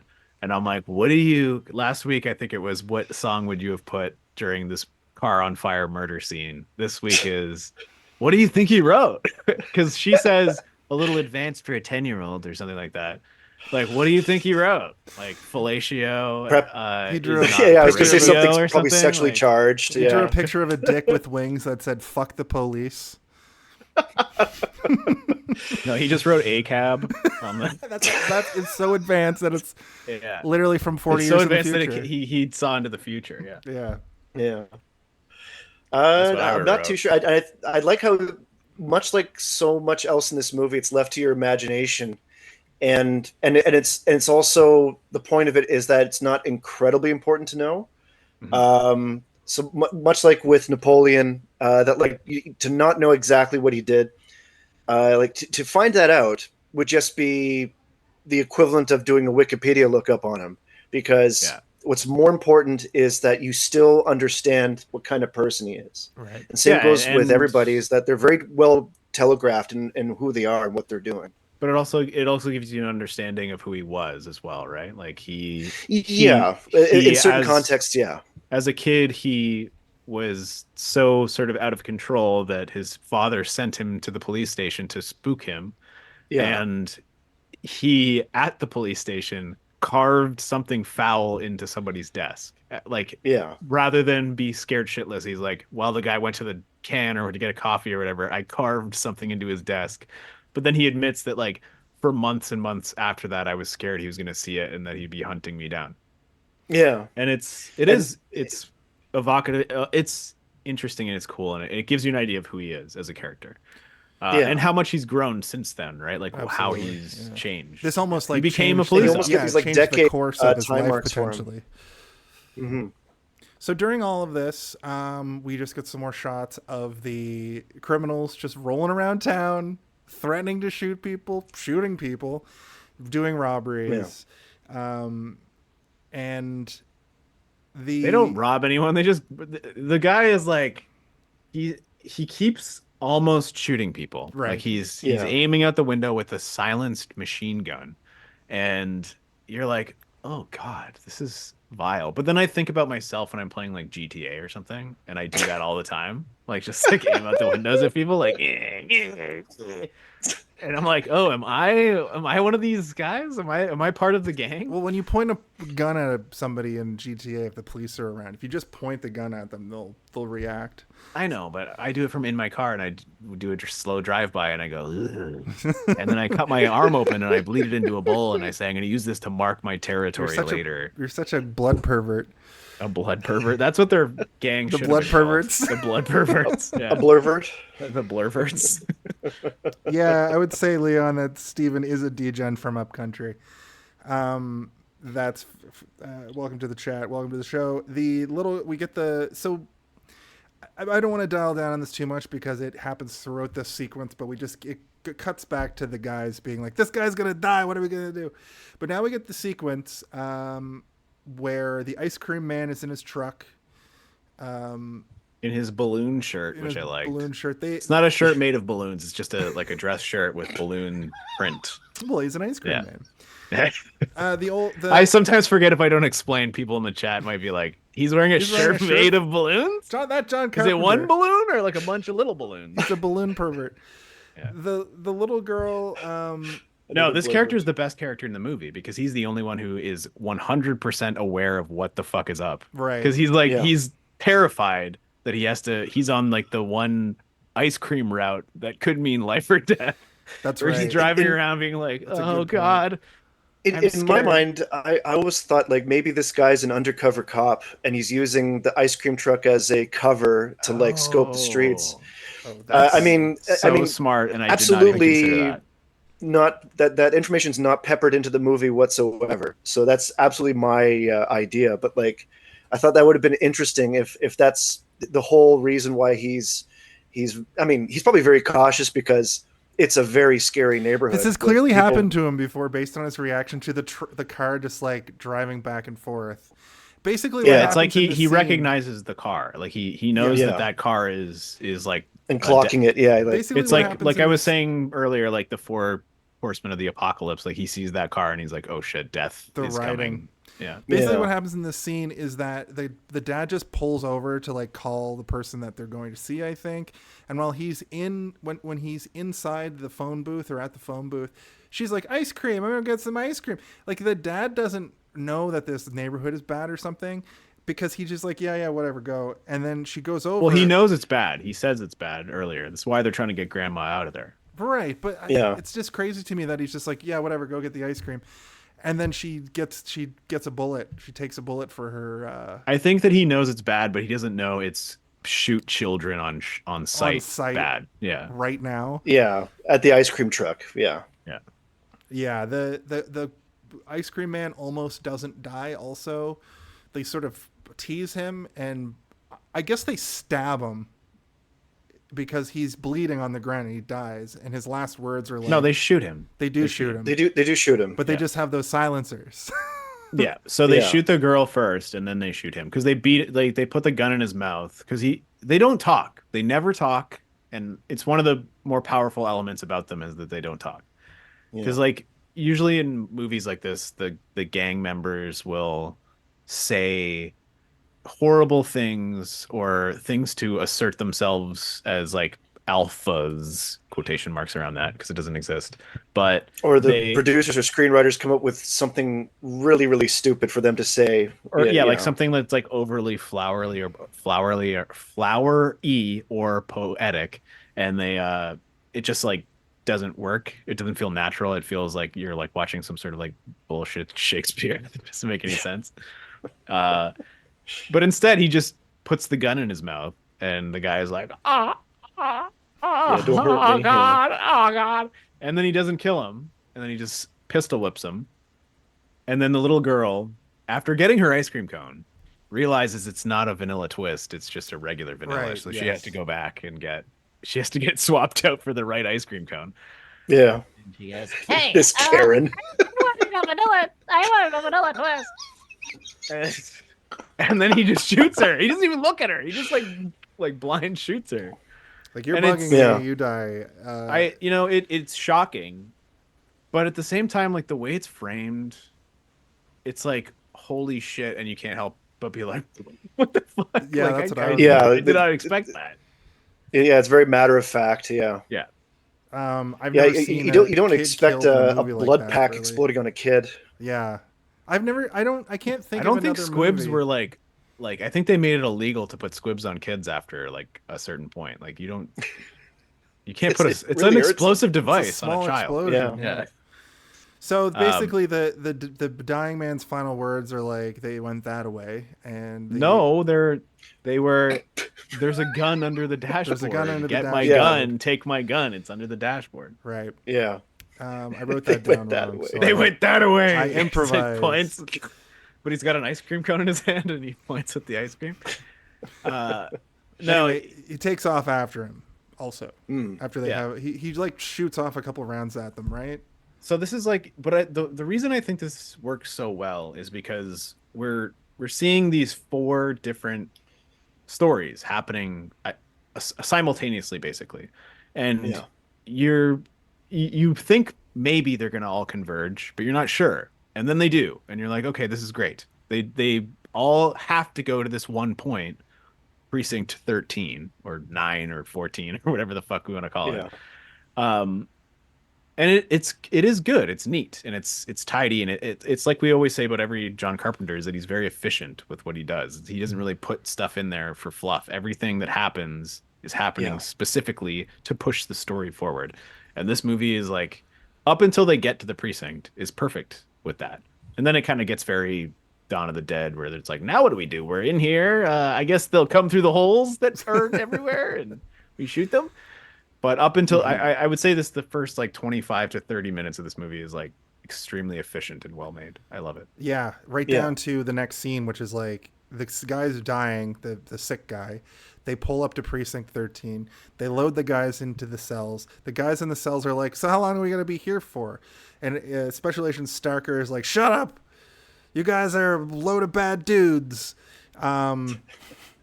Did you notice? I thought it was so funny when they show Bishop pounding a sign into the ground with a mallet. I was like, it was very cartoony to me for some reason. I mean, there's a couple of like cartoony a handwritten moments. sign. Yeah. Like a Some Wile E. real, Coyote like- thing to do. Exactly. Yeah, like it's some real Looney Tunes stuff. There's a few moments like that in this, but I think that the sign, even the blood squib on the kid, is just like I think it's just the framing. It's almost like it's framed like a comedy shot, and you're like, what the?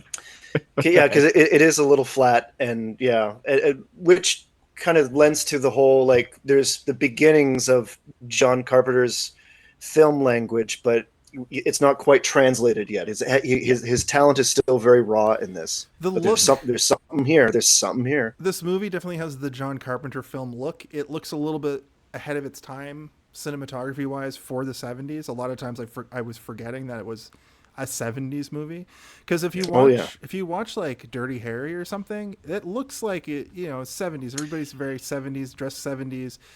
There's a lot. It's shot different. This looks like an 80s movie. Oh, you see that dad's pants when he goes up to his true. They dead were daughter? extremely flared. Yeah. And in Bishop, I thought somebody was throwing the trash out next to the body. Like this, 2 garbage bags. Those were the bottoms of his pant leg. Bishop knows who Napoleon is, and this is where you get that vibe. That's like, this guy has that notoriety of criminal. This is where I started to be like, oh, he's definitely had his hands in a lot of crime pots. And if this crime pies, and if this, oh god damn it, that was a grenade joke. Gross. The thing that I love about it is that he just kind of looks at him and he's just like, oh god, I got to deal with this guy, even though he's going to be my future best friend.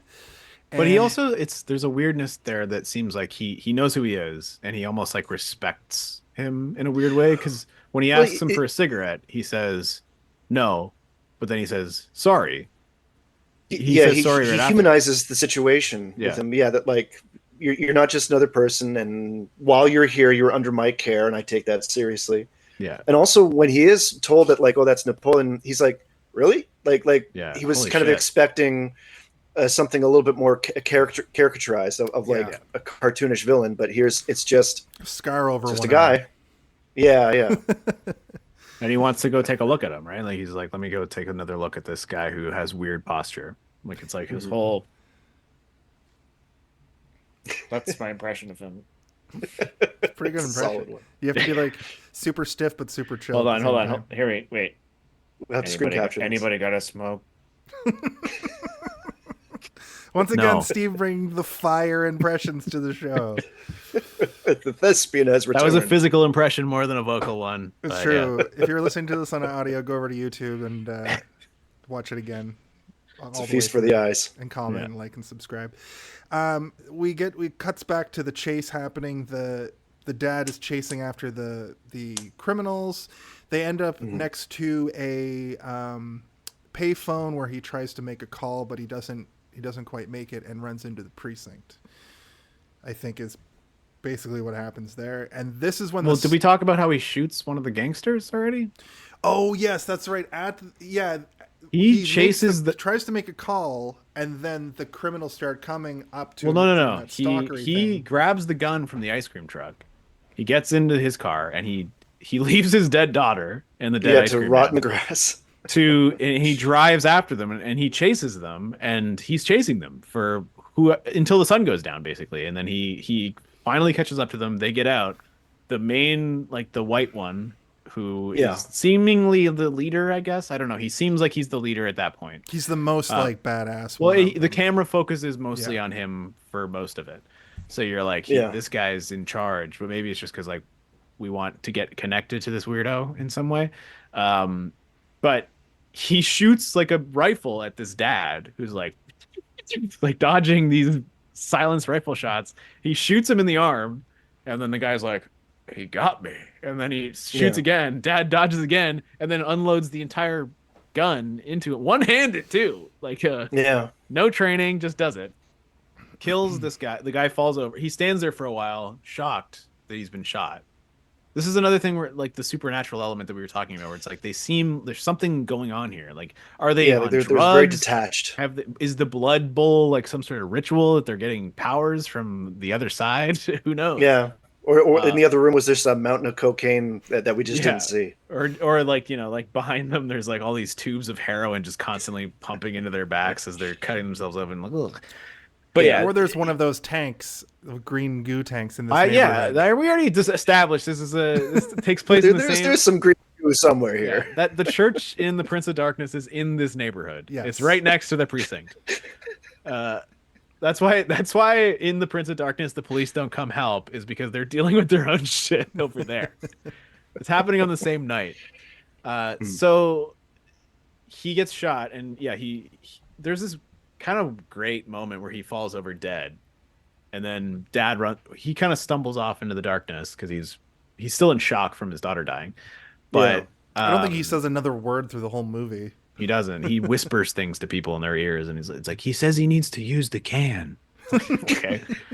But there's this good shot where like the guy dies, and then you see like the feet come up of all the other three, and there's only three sets from of the footprints. darkness. Yeah.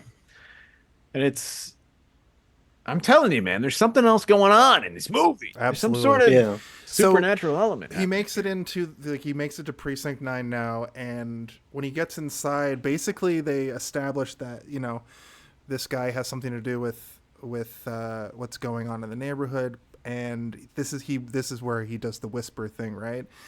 And then the lights go out, and we basically get to it. Yeah, the phone goes out first, and they think maybe the phone company turned it off. Then the power goes off, and then they realize, like, oh shit, something's happening, because the lights are still on in the parking lot, but it's the building that's been cut off, and they're starting to sort of, they're not stupid, which I appreciate, because like in movies like this, a lot of the time people make such idiotic decisions that don't make any sense, but in this, they're all sort of like intelligently deducing what's happening. They're like, something's wrong. We have to go figure out what's up. Well, they do kind of do that thing, that stupidity thing, where like one guy runs outside to be like, I'm going to go out there and see what's going on, and gets killed. And then another guy's like, that guy's he fell over. Actually, that was a funny line where Bishop was like, hey, look, he fell over. No. That's not what happened. Okay, so what happens is that the power goes out. So they're like, we'll go check the breaker. So he goes out to check the breaker. He gets shot and he falls over. The circuit breaker person, I can't remember what her name Switchboard. was. Switchboard. Janet or something. She's like, the phone company should be doing this. Why the fuck am I doing it? That girl. Okay, yeah. And she is watching through the window, and she laughs. She's like, oh, he fell over. Right, yeah. And then Bishop's like, what? And then he looks, and she's like, he fell over there. And then he looks out, and the guy's just lying there, not moving. And he's like, that guy is dead. That's kind of weird. Yeah, I should go check that out.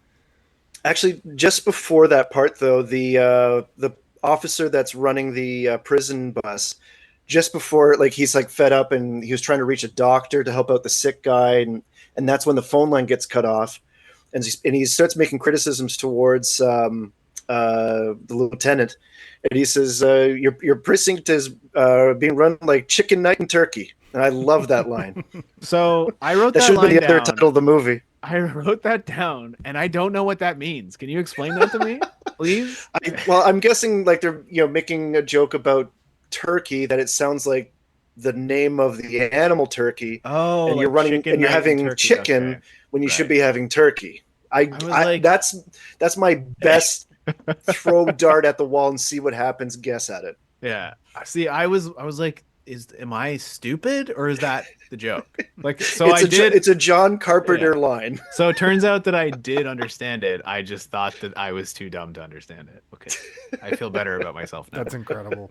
But then people start going outside to be like, what's going on? And then they start lighting the building up, and the guy who was traveling with the inmates, he gets killed. Bishop kind of uses him as a human shield and almost gets got too. And then it's a really good action sequence, especially considering the budget is so low, and that you're not seeing where any of the fire is coming from is really good. You're just seeing, bullet holes go off, squibs go off, windows breaking, and people in fear, and it's focused on the people in fear, and it's not showing like, people running through the woods. They're not wasting time with that because that it makes it more frightening, and I kind of like it. This is or doing a close up of a barrel with a muzzle flare to let you know it is a gun. Yeah, it's not spoon feeding you stupid stuff. Or showing a scope moving, because they apparently in this movie they couldn't figure out how to show a scope moving or binoculars moving. Every time they show binoculars, it's just a completely locked off with like the shape of binoculars, and I'm like, nobody can hold binoculars that still. Like that is not right. They literally do that. Like that's a thing that happens in this movie, which is crazy because it's just a filter, obviously. Yeah, they just like cut out cardboard and put it on the lens of the yeah. And then once they head back inside, like, can we do a quick chat shout out here? Yes. So yes. Noel has listed an amazing amount of movies where children are killed. And none of them are as in Bird. None of them are as great as The Children, movie. Alien vs Predator, Dawn of the Dead, Face Off, Taps, Dr. Zhivago, American Sniper, Halloween 3, The Toxic Avenger, Ghost Ship, Grave of the Fireflies, Interview with a Vampire, Pet Cemetery, Battle Royale, Hunger Games: The Happening, Les Miserables, and Schindler's List. Well, Toxic Avenger wouldn't be a Toxic Avenger movie if a few children were getting killed in that. It's not a trauma film unless you got kid death trauma. Yeah, that Lloyd Kaufman wouldn't be worth his weight in salt if he wasn't killing a few kids in this movie. And I just want to say, too that I think it's safe to say this is sort of the beginning of the Home Alone of it all. I think that's so. When do you think in the movie? What do you think the Home Alone is the Home Alone of it all? Can someone please tell me when the Home Alone? I really gotta know. When is the Home Alone of it all? What is the Home Alone of it all? Now that's the Home Alone of it all. In my opinion, the movie Assault on Precinct 13 is when the precinct starts getting assaulted. That's my. I think so. That's my moment. And the lion's share of the plot information has already happened at this point. I think we're moving at a steady clip. We do have a kind of a hard out at between 10 and 10:30 tonight. And I wanted to make sure that we covered all that stuff because from here on out, it is essentially a 45-minute long action sequence with a couple stop breaks to just like... Yeah. How do we trap this place better? Yeah. So this first part is awesome. I thought it was so cool. I couldn't look away. The place is just getting shot up through every window.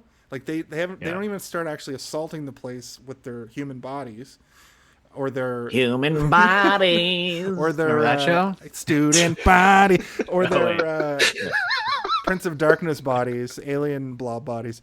They shoot this place up, and I thought the special effects for this place getting shot up was so cool, and I wanted to ask you guys if you had any insight on how they would have achieved this effect. Did they just put squibs on things and set them off? Yeah, or even like I was thinking even for the windows, just something as simple as either yanking the window out or throwing something straight up through the window that wouldn't be captured on film. Like if you're able to get away throwing a rock through it without it being absolutely visible, and it will work, and the edit's quick enough, and it just has to be effective, and you just have to and that's where I think the sound design in this sequence also helps so very much with keeping it nice and simple, and the fact that we're talking about like them using silencers is a big deal in this movie because they talk about it so much. But because it's something that they're really not used to, and it also adds this element of like they don't know where they're shooting from, and it also helps to envelope the situation because the people in the neighborhood, if they are within earshot, no pun, of what's going on, then they won't be able to really tell where it's happening or what exactly is happening. Is it gunfire or fireworks that we're hearing? We don't know. Yeah. So it is mentioned a lot, but it is still purposeful, and it adds to this element of like this is the advantage that these guys have, that they hint to at the beginning that like they have not just a lot of weapons but advanced weapons for street gangs. Yeah. And we see a lot of and that whole sequence with the sound design is great. Yeah, the sound design is fantastic. We see a lot of different kinds of weapons in this movie. There's a hunting rifle that comes into play at one point. There's various handguns. There's the shotguns at the beginning. There's a shotgun later in the movie.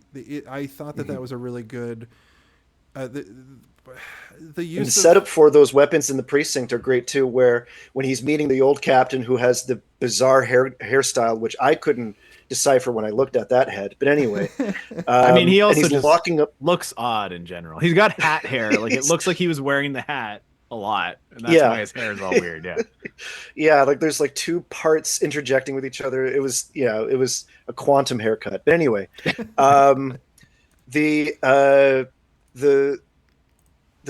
While he's like giving the dialogue, explaining the situation, and he's gonna get the hell out of Dodge, he's locking up like all the weapons there, and so that's another great setup and payoff in the movies. When everything starts happening, the manic behavior, everyone trying to unlock this thing to get the weapons out, and then when they're finally out, that's when like the big mayhem being fired back at everybody, and great setup with that. I actually really enjoyed that quite a bit. I think that all three of us can probably agree that like as video game players of the same era, watching that, you're like, we're gonna need that shotgun later. Yeah. Where are you putting the key? Where's the key going? I thought the most ridiculous thing was Bishop firing a hunting rifle from the hip and just wrecking house with it, like not using the sights, just shooting it from the hip, like just. Well, there's, to me, there was also sort of an implication that maybe he has advanced knowledge of weaponry outside of being a police officer, because he knew what silencers were immediately. And like in the 70s, it wasn't like common knowledge that a silencer would be a thing. You would be maybe a little bit more like not as well versed. Not everybody played GoldenEye for Nintendo 64 in the 70s. They'd be like, a silencer? Does it make it completely silent? No, it sounds like this. Just silences it slightly. He does give he gives Nancy a gun, or sorry, Lee, actually her name is, another Lee character in a John Carpenter movie. He gives her a gun, she mans the windows. It seems to stop for a little bit. And all of them amazing shots. Yeah, they're all great shots, everybody, except which for, also leads me to believe that she wasn't just like, she must have been a police officer, right? Like she's capping like heads like from her like torso shots, like and between not the brain either. She's staring it down. She knows how to use a gun. Bishop too is during this scene, after everything stops for a second, he sort of asks about the surrounding area, and we didn't mention it, but when he gets to the precinct, he actually, it's a weird scene where he looks and sees like all the exits and all, like he gets a kind of a screenshot in his head of like what everything looks like.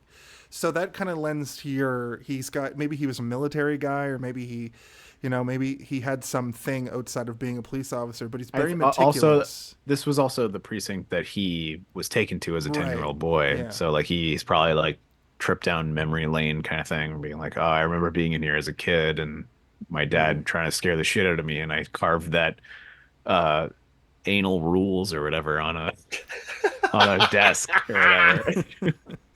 I love butt stuff. Yeah, well, I don't know what he wrote.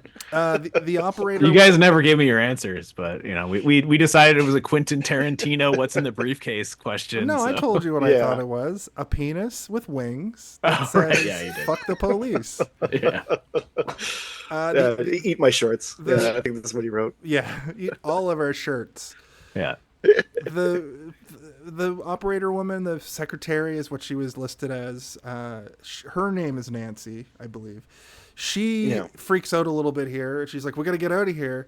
And because she thinks they're gone. And Bishop's like, no, don't you know that they're literally in the bushes surrounding us? Like, we got to sit tight. Somebody's going to come eventually. And Bishop takes a look out and he sees they're it's not just 4 guys at this point. It's like 100 people. Yeah. There's like 100 dudes out there. It's an army. It's a whole an army of what do we call them? The blood perverts. Yeah. The blurfords. The Cholo blood perverts. The thunderstruck Cholo blood perverts. So does anyone know what Cholo means? I don't know what Cholo means. It is a Hispanic gang thing to say, and I do think it actually does refer to something about blood, but I might be way off I with thought a that Cholo because was like I am not Chat, Hispanic. if you know what believe it or Cholo not. means, tell us now. I thought a Cholo was a person of Mexican descent, like living in the United States. So then why are they called the Yeah. Cholos when it's a clearly like a multi-ethnic gang? And they make- Leon in they the make a chat point just to said mention it just that they're used multi-ethnic, ellipses yeah. on us, so I don't know if they're gonna hit us with the information or if they're just shaking their head at our incompetence right now. I mean, we probably could have looked it up before we did the episode. I looked up the box office for like 2 hours. I couldn't find it. Are we but allowed I didn't to look say up Cholo? Cholo. Yeah. Yeah, Whoopsies. believe it or not, this fish belly white nerd was never in a gang. So Fish belly. You're like, but I have been called Cholo before, so I'm very confused. Anyway, the gang is called the Cholos, but they sacrifice blood into a bowl, and there's like Asian, black, white, like every type of person exists within this group of people, which I think is a smart decision on John Carpenter's part to be like, let's not make it a specific type of person in the gang.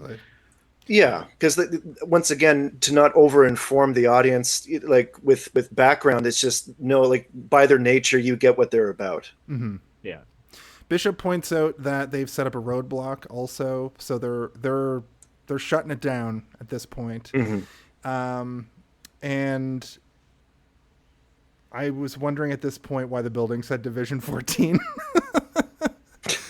So they walk up, and It used to be 14, but we changed it to 13, but we didn't have the money to switch out the number. exactly, it's supposed to be assault There's on like a precinct 3 14. spray painted over top of the But this floor. is when they walk up and they throw blood on the ground and put down a sign that we also don't see, right? They never show what it actually says on that flag, right? Yeah. Which is No, it's really hard. I I even went back a couple times to try and read what it said, and it's too poorly lit. I couldn't understand it. But even the people in the movie are like, I think they're marking us for something. And then he says, "It's a goddamn siege." yeah, Yeah. which is what the movie was gonna be called as well. A goddamn siege. Yeah, but they said not the title of the movie in the movie. Yeah, It seems like they want the dad, but they slowly begin to realize that, later they realize that they're just kind of killing indiscriminately at this point. Their revenge is just the fact that they can't get to these people. And the goons now start advancing on them with cars as shields, which is crazy. And they have kind of a shootout. Bishop and the crew are just kind of unloading ammo on them, but it's just hitting the cars. interesting. Yeah. Do you want to read a? Do you want to read a? Couple Yeah, no, of that's these? actually it kind of makes it make a little bit more sense. So Noel in the chat has told us what it means. It's a loosely defined term with various meanings.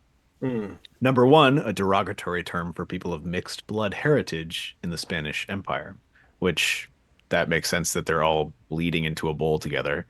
So we have somebody who I think with the hat, they're supposed to be of Cuban descent.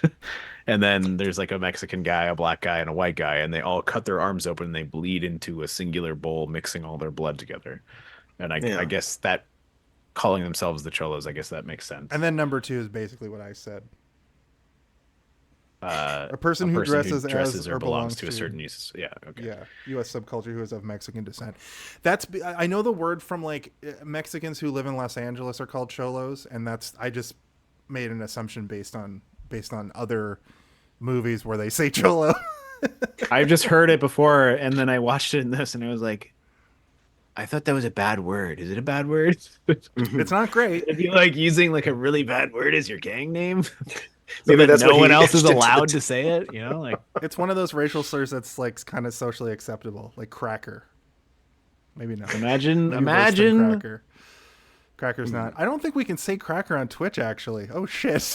the video's been Oh, geez. dropped. Oh god, we're demonetized. Oh my canceled. god, Jason, you owe $200,000 to Twitch for your indiscretion. I've been canceled on like 90% of our episodes for basically nothing. One of the groups gets in and the women kicks him in the nuts. Yeah, she does a good job of nut busting, and then she also shoots a couple guys. Yep. Which, you know, Napoleon through the rest of the movie is like, you act fast, you're pretty fast. And she's like, I'm a fucking police officer, is what I felt like she should have said to him. I feel like she's also, because she's in her like regular person clothing, she's like, I don't need to tell anybody here that I'm a police officer. Yeah. I feel like I can earn their respect without saying like I'm a police officer. And you know what? She does. And she does a pretty good job of it because she's good at fighting. She's good at talking, and she's not like being swayed by their gross male gaze, right. Which is good. Yeah. She frees Very stoic. She frees Napoleon. They escape out from where the cells are, and now there's just multiple men entering the building. They get a sort of a MacGuffin. The ammo box that ends up, it's not a MacGuffin. It's kind of a plot point item, but he can't get into the ammo box to get more weapons. And at the very last second, he gets the box open, throws a gun to Napoleon. Napoleon blasts the guys that are coming through the door that were behind him and Lee as they escaped from where the... And Napoleon, poor posture aside, he's a crack shot. Yeah, he's great. Maybe that's why he's such poor posture, is because like his skeleton has been like reformed to be able to have the perfect posture for shooting a shotgun from the hip. He's like Angelina Jolie in Wanted. Yeah, he can fire bullets around corners by just whipping his exactly like that. Exactly like that. They blasted out. Sorry, let me start that over. The guys getting shot out the windows, like they climb up and try to get into the window, and then they get shot and blasted backwards out the window. I thought that stuff looked really cool. The gunplay in this section is really, really cool. I feel like though the shotgun blasts that Napoleon's doing, he's just wasting ammo because he always double taps for some reason. Even though shooting somebody and them falling out of a second story window, I'm pretty sure is one bullet should do it. That's just a nitpick that I had. I don't think they're on a second story though, are they?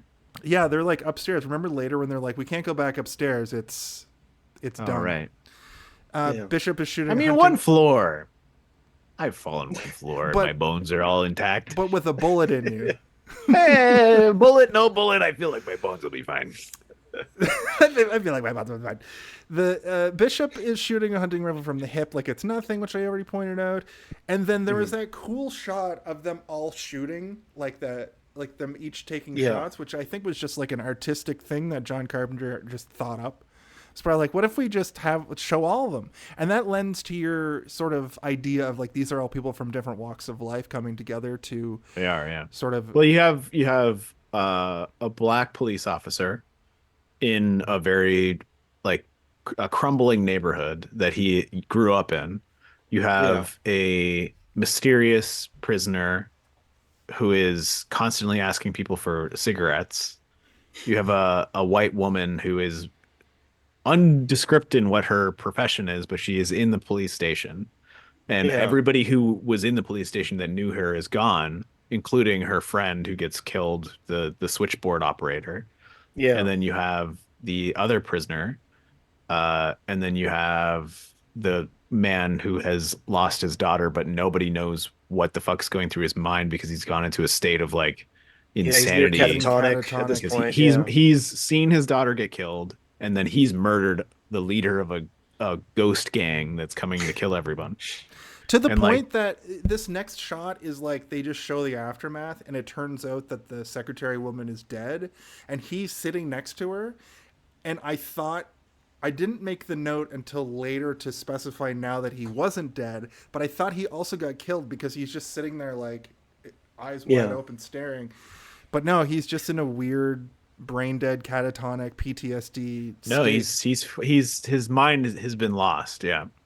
I tell you one thing that I kind of hoped from that one part, though, with the switchboard person and she got killed, that it would have been somewhat completing her character a bit if she happened to have gotten killed leaping over him, defending him from a bullet. Yeah. Right. Because she wanted to give him up, to say, like, well, if he's the one that they're after, let's just give him up. And then the lieutenant says, no, while I don't care what it is, but while people are under my care, they're staying alive. We're protecting people. That's our job. And that would have been like a somewhat good tying up that thread for her. But at the same time, it's well within the theming of the movie where there's people who are just getting mowed down at the same time. And yeah, without any dignity or grace to it. Yeah. And it also just it almost feels like, because this police station is being dismantled, none of them should be there, right? Like none of them, not a single one of them should be there except for maybe Bishop. That's right. And this is like the final hours of this precinct before it is really truly shut down forever. Because the two women were like about to go home for the day. Yeah. Yeah. But yeah. Yeah. Sorry, I had a rant that I was going to go on, but it'll maybe go on too long. So let's cut it off. Yeah, too many threads, but they're all threading into one thing, which is like the survival of the group together. Yeah. Which unfortunately slowly starts to get chipped away at. Right. So we do have to sort of push things along here a little bit. This is where they find the sertraline, explosives. The office woman. Lee has been shot. She gets fixed up. It turns out now that the goons have taken the bodies and put the cars. Listen, back. I think we can safely say that Lee is a cop. She's a cop. She's a cop. She's got to be a cop. They realize that the goons aren't afraid that they could potentially be killed. This is a fight to the death. Wells, the other inmate, he wants to bounce, and Bishop is like, "You can't go out there." Wells is freaking out. It also turns out a little funny thing where Wells's gun wasn't loaded, and because there was a silencer on it, he thought he was shooting bullets, but he wasn't. He was probably shooting a couple of bullets at first. But you know what? Actually, if he didn't have any bullets at all to begin with, then maybe he thought he was shooting bullets the whole time. Yeah. Because like the first few, you would feel a kick. Like you're gonna still, even with a silencer, you're gonna feel a kickback on the gun, right? Absolutely. And this is also where Lee turns into Captain Kirk. When she gets like the beam of light on her eyes, and she's like, "Let me do my..." Yeah, or like a film noir where she's talking about her life and stuff.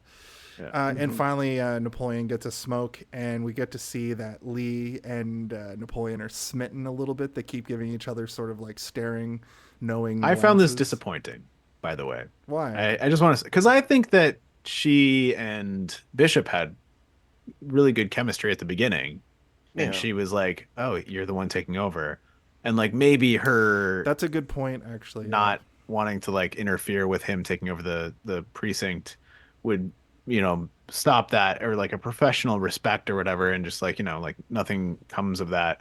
And then obviously there's like the aspect of like the intrigue of a prisoner who's murdered a bunch of people, and everybody knows his story except us, the audience. Like, who the fuck is this guy? Who did he kill and why? Like, he is like Snake Plissken, basically. And so I guess she's attracted to that. But like at the same time, I think that Bishop is far more desirable to me as an audience member than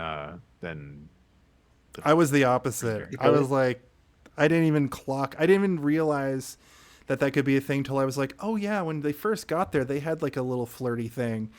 But as soon as I saw Napoleon in her, I was like, I ship that.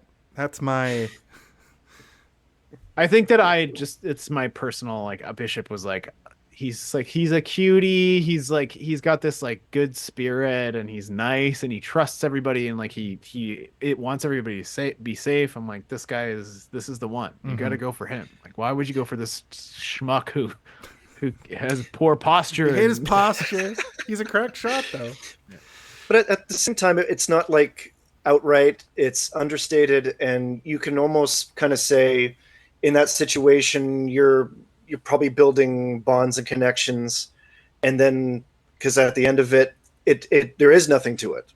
At least Tim's given to the audience. The catatonic dad. That's what you're into, eh? I think the catatonic dad and her were really having an off-screen thing. Yeah.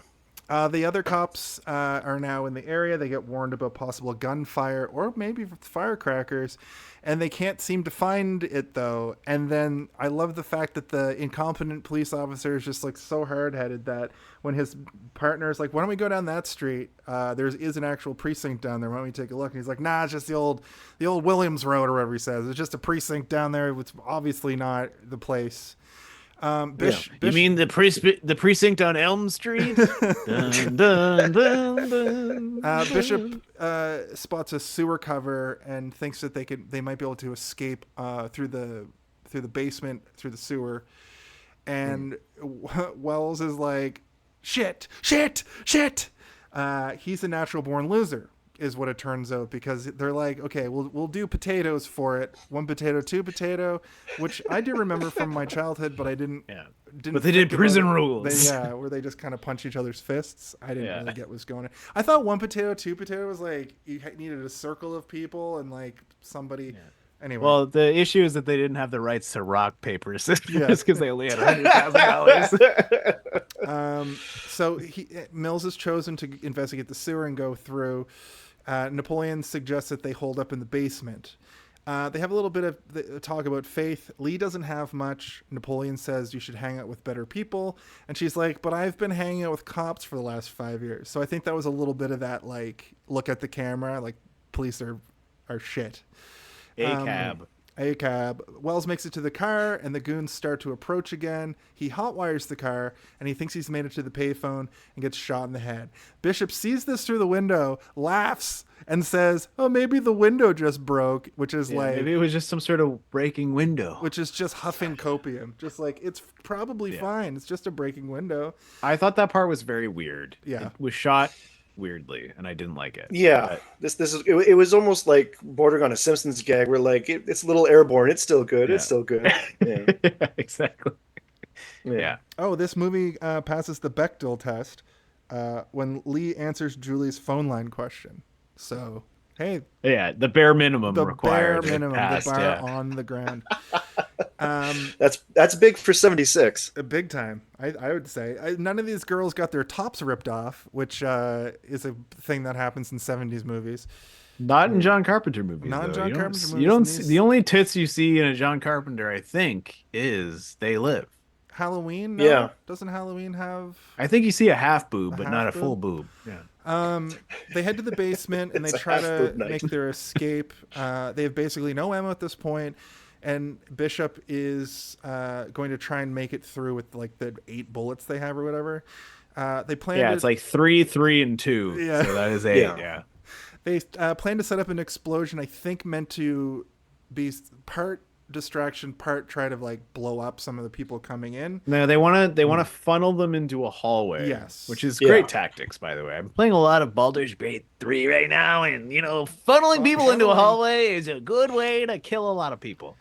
But it's also like straight up from the old Western Alamo movie, where like the Armada's coming into the actual fort and all that. Yeah, where they're like, we're gonna put a powder keg over here of black powder, and we're gonna make a string of it. Yeah, Red Dead 2 some great moments. I think you attack a fortress and you have to like systematically blow up the black powder. The cops do finally show up, but nothing's happening, of course, because the goons are in the bushes and they've just missed the huge like action moment of the car. But like, what do you think the goons are doing the whole time? They're just hanging out, going like this, standing there in complete silence. just like lying there in the dirt with their rifles, being like, if anybody leaves, just shoot them. You shoot him. They're just doing combat rolls in the Just parking lot. mumbling the word cholo to each other over and over again. Blood, blood.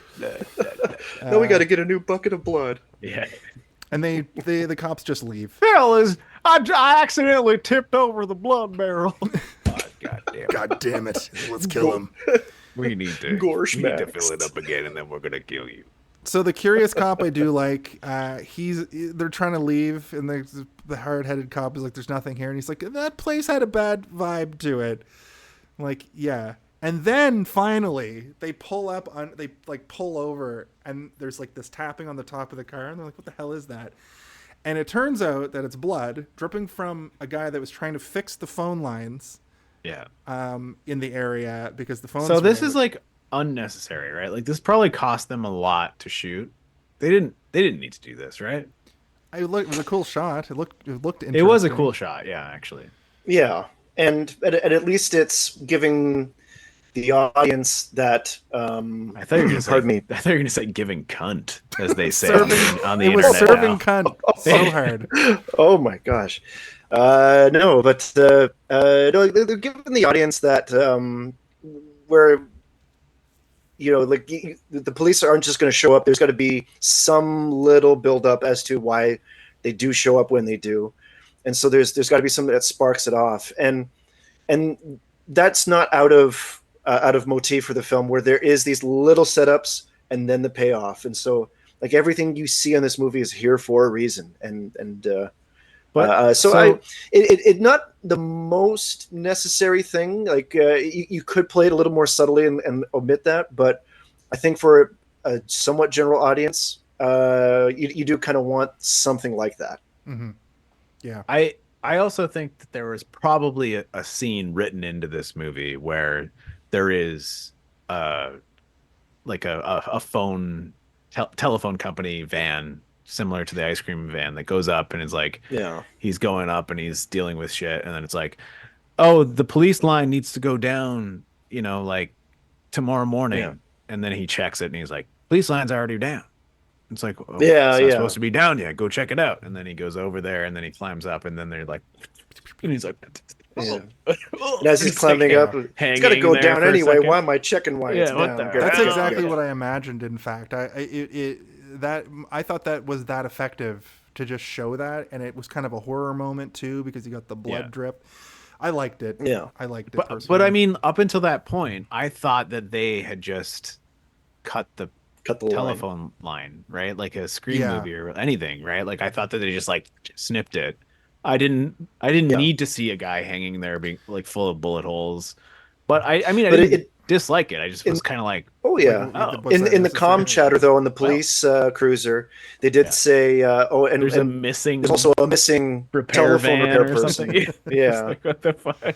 So that was when I was like, what the fuck? And then they show it like seconds later. I'm like, oh, there he is. Especially since found him. Yeah. Especially since the next part is like the final battle. Like they almost add too much new information right there, I guess, with that whole sequence.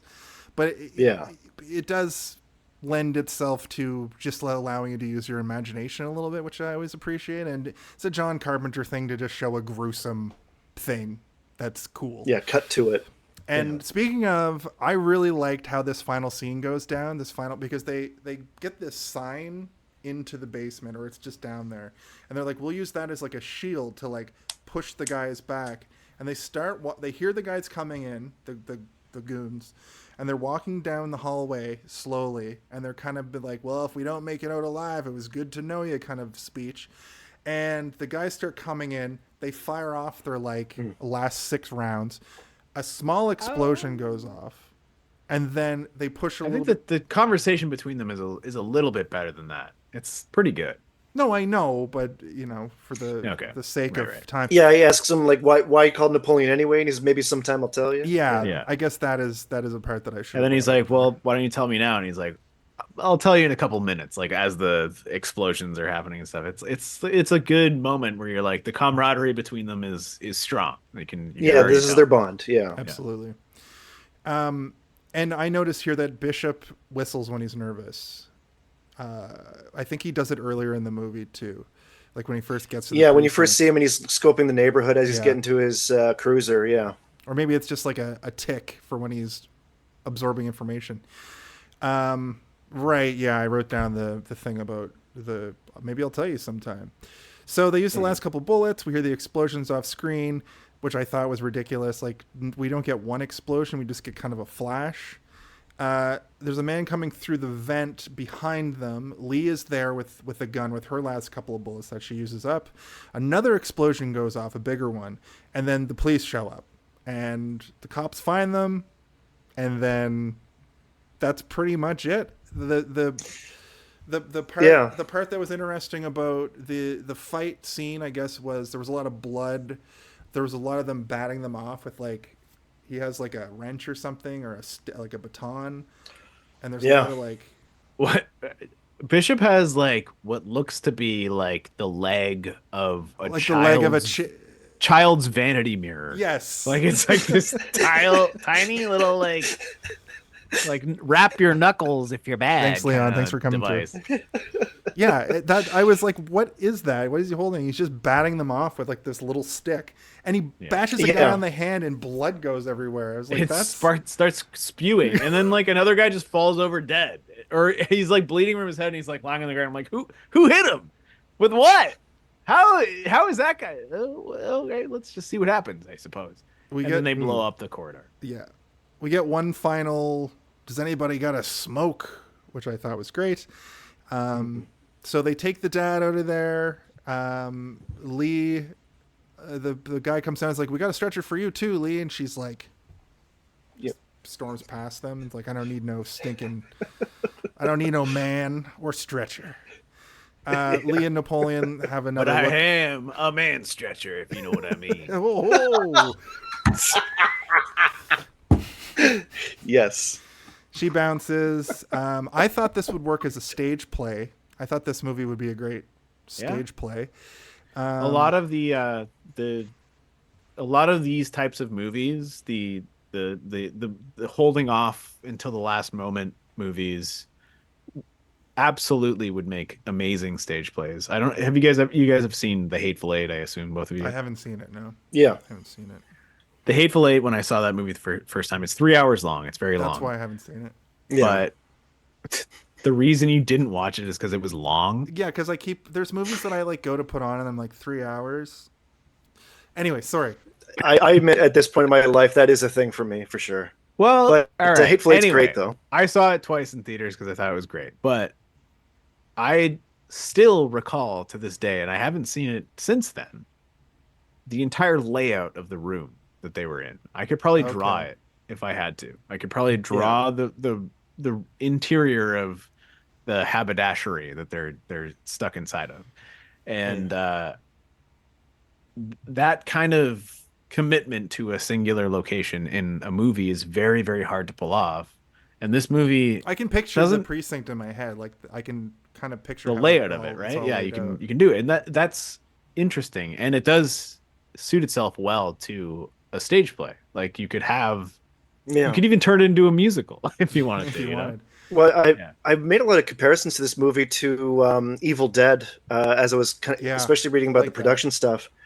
And the Evil Dead musical was actually like beat for beat everything, but like for them to get the layout of the cabin on stage like that was also very impressive, and still be functional for them spraying blood onto the audience and everything. Yeah. And I can see like something like the set for this movie of The Precinct being made functional while still being visible for all that in a play setting. And you could just absolutely move, right. And for the last scene, you could just at the third act, the second act, at intermission, you could almost just switch it over to the basement. Yeah. And just rewrite it so it all happens in the basement. Just the end of the movie is great. I really liked this conversation. I also liked. You're pretty fancy, Wilson. He's like, I have moments. And then they walk out together. And well, no, what he says is, it would be an honor for you to walk out with me. Right. And then he says, I know it would. and then Yeah. kind of pat each other on the butt. This is like a real Han Solo line, And then Yeah. kind of pat each other on the butt. This is like a real Han Solo line, like something that Yeah. Han Solo would say to like a Yeah. person that is freeing it. I love you. I know. Playfully arrogant. Yeah. Yeah, it's well, even the cop comes up and tries to arrest him, and he's like, no, no, no, no. And then the cop still tries to arrest him. He's like, leave him the fuck out of here. He just saved everybody in the goddamn precinct. So that is the film Attack on Precinct 13. No MPAA rating game this week, so we're going to go into our... We can still play it and just pretend like we know what it is. Jason, just make up a number in your mind. I'm just kidding. It's time. I'll do that I'll do that when we have more time. Right. It's the Jason number guessing game. Tim, of course, just like the start, it is the I give the opportunity to the guest to go first. So why don't you give us your final thoughts, and if you have some sort of rating for the film Assault on Precinct 13, why don't you hit us with that? Well, when you two first asked for me to do this particular review with you, I wanted to kind of go on a bit of a diet away from John Carpenter movies for a bit. And like not watch anything else and not watch this too ahead of time and just kind of watch it fresh because I did know it was one of his early stuff and it was one I hadn't seen in a long, long time. So I kind of wanted to keep the palette clear as I kind of walked into it to keep my thoughts as succinct as possible. And I'm happy that I did because it was really interesting to observe this as because I find the creative process to be very, very fascinating. And to watch and learn about creative people in their early projects and to see something where they have like a creative voice so well realized that like even though I made my comments about this is a bit of a raw time for John Carpenter, that there's still a few things to be developed, like it's and like this is just out of film school for him from USC and where a lot of the people involved in the production went to school with him, and to hear and read up on some of the stuff where like for like the sound, for the music and the sound design, they admit that they were using outdated technology to make this movie, and to do it in 1976 to such effect where it still looks really good, and you're so well informed of what's going on, not just as we mentioned so much with the characters, but as we were just talking about with the sets and whatnot, that we have a three-dimensional scape in our mind of what's going on here and how they're navigating around it. And we're kind of there. So to accomplish all that in 1976 in less than $100,000, like that alone gives this movie notoriety for me. So I'm very happy, and thank you both very much for bringing me back again for this. It's always fun, and it was really fun to watch this movie again. And it's given me a bit of added appreciation for John Carpenter movies in general across the spectrum of them. And as far as my rating goes, I'll give it. I'm not going to give it a chicken night in Turkey. I'm going to give it a turkey night in Turkey. It achieves what it sets out to do. Fantastic, thank you. They're like, we figured that out. It's a turkey. All right, Steve, hit us with your final thoughts for the film Assault on Precinct 13. All right.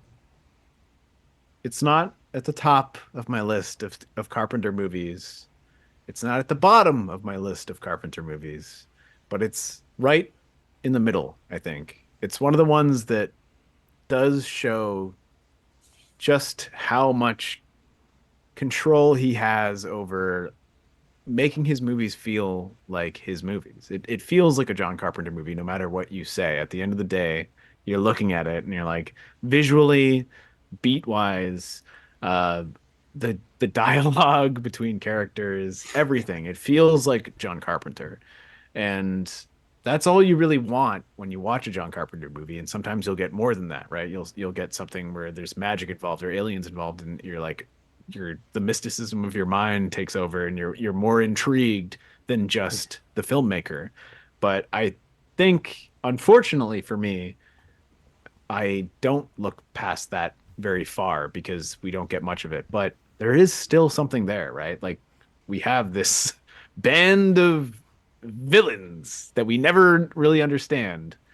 And I'd like to know a little bit more. And I think that that's where Prince of Darkness came from, and where Mouth of Madness came from, where he's like, I want to have the villains be more interesting than just ghosts that exist around you. It's a zombie movie, yes, but imagine they had something more to them. Imagine there was an amulet. What if they found an amulet or some shit? That would be cool. Green goo. Yeah, green goo, all that. But the movie is not about that. It's about the people at the end of the movie, the three people standing together. And like John Carpenter has always been pretty good about making sure that representation matters, I guess, but like at the same time not like swashing people, and it's nice. I think that like you would look at this movie and like nowadays people would be like, this movie's woke, and I'm like, no, it's just a movie. It's just a movie where everyone's represented equally on screen, and like you should probably appreciate it for what it is. And I like that as well. If I had to give this movie a rating, I would give it a District 9 out of a Precinct 13 out of a labeled 14. That's what I would give it. Thank you, Steve. Man, I couldn't believe it when they were like, Precinct 9. I was like, anyway. I liked it. It didn't feel like a stuffy 70s movie and had a great story arc. I would say it was a little longer winded for what I think could have been, like, you could have made a really good short out of this, like you know what I mean? Like a really cool, really sleek. Obviously it works better as a film after we've dialed down into everything, but I think this could have been a cool short. I enjoyed the characters, and you can't really make less than a 90-minute feature and include like a lot of characters. It would have to basically be just the three survivors in a short. That's sort of a weird tangent I just went on. Doesn't matter. Don't focus on that. Focus on the fact that I like the movie. I love the innovation of John Carpenter here.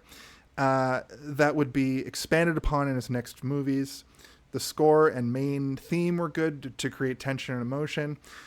It does get a little slow at times, and this is an issue pacing-wise, but the story has to be told this way because it all takes place in 4 hours.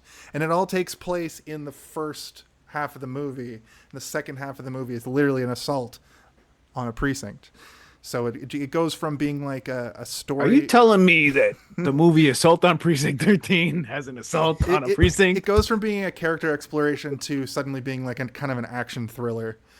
So that was neat. Thank you guys also for enlightening me and the stuff I was reading about it being sort of a new take on a Western, because Westerns were like all the rage during this era.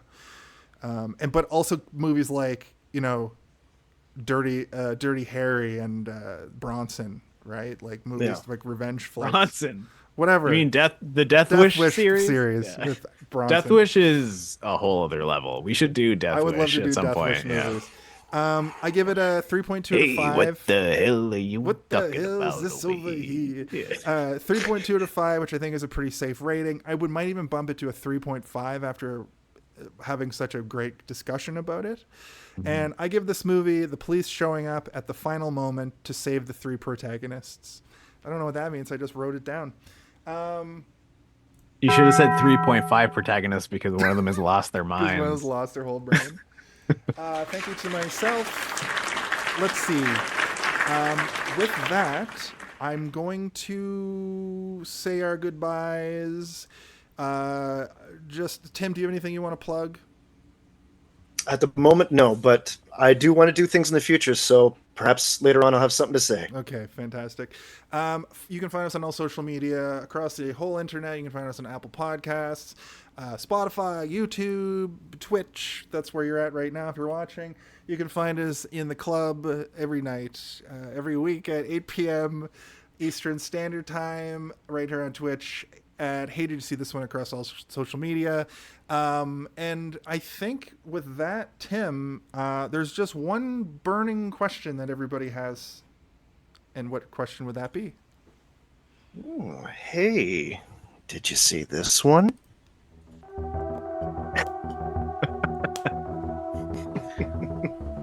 you have to keep in mind that being a director doesn't mean that you're making what you want to make.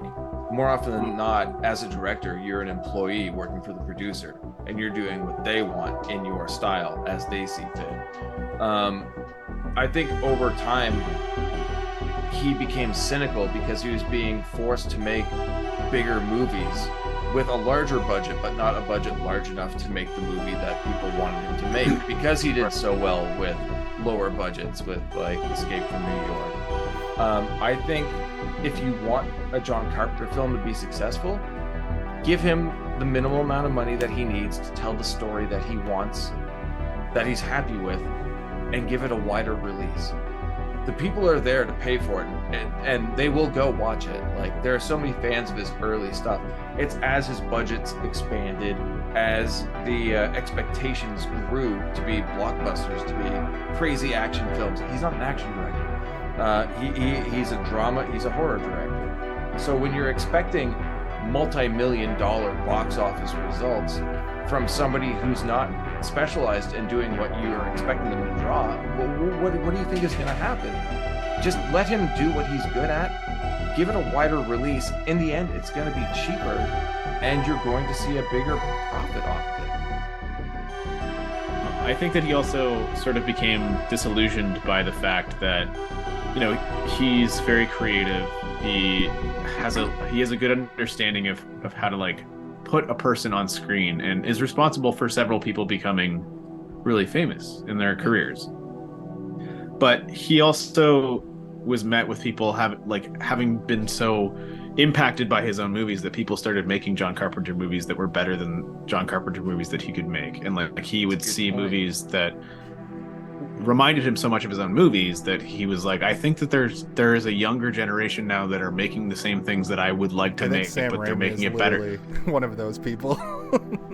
He's watching his craft be perfected by people that were inspired by him, which, you know, probably feels. Do you think he's happy about that, and he can like sit back? Well, I was gonna say it's probably like a double-edged sword, where he's probably happy about the fact that he's influenced people to make something that he would love to make, but seeing them make it better than him is like, well, I'm not needed here anymore. Like, my job is done. Like, I've seen what I would want to make and how I'd want to make it being made better than maybe I could have made it.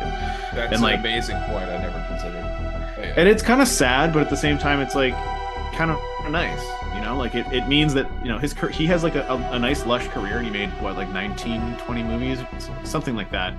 And each and every one of them has clearly inspired somebody, because you can almost pinpoint a singular moment in any one of his movies that has been either homaged or completely ripped off or like redone in a loving way. And like, that's pretty fucking cool.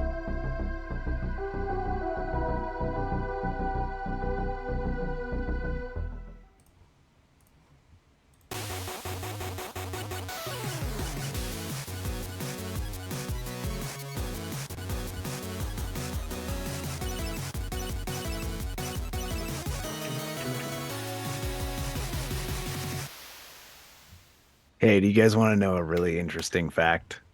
Yeah. What's that? Homaged is not a real word.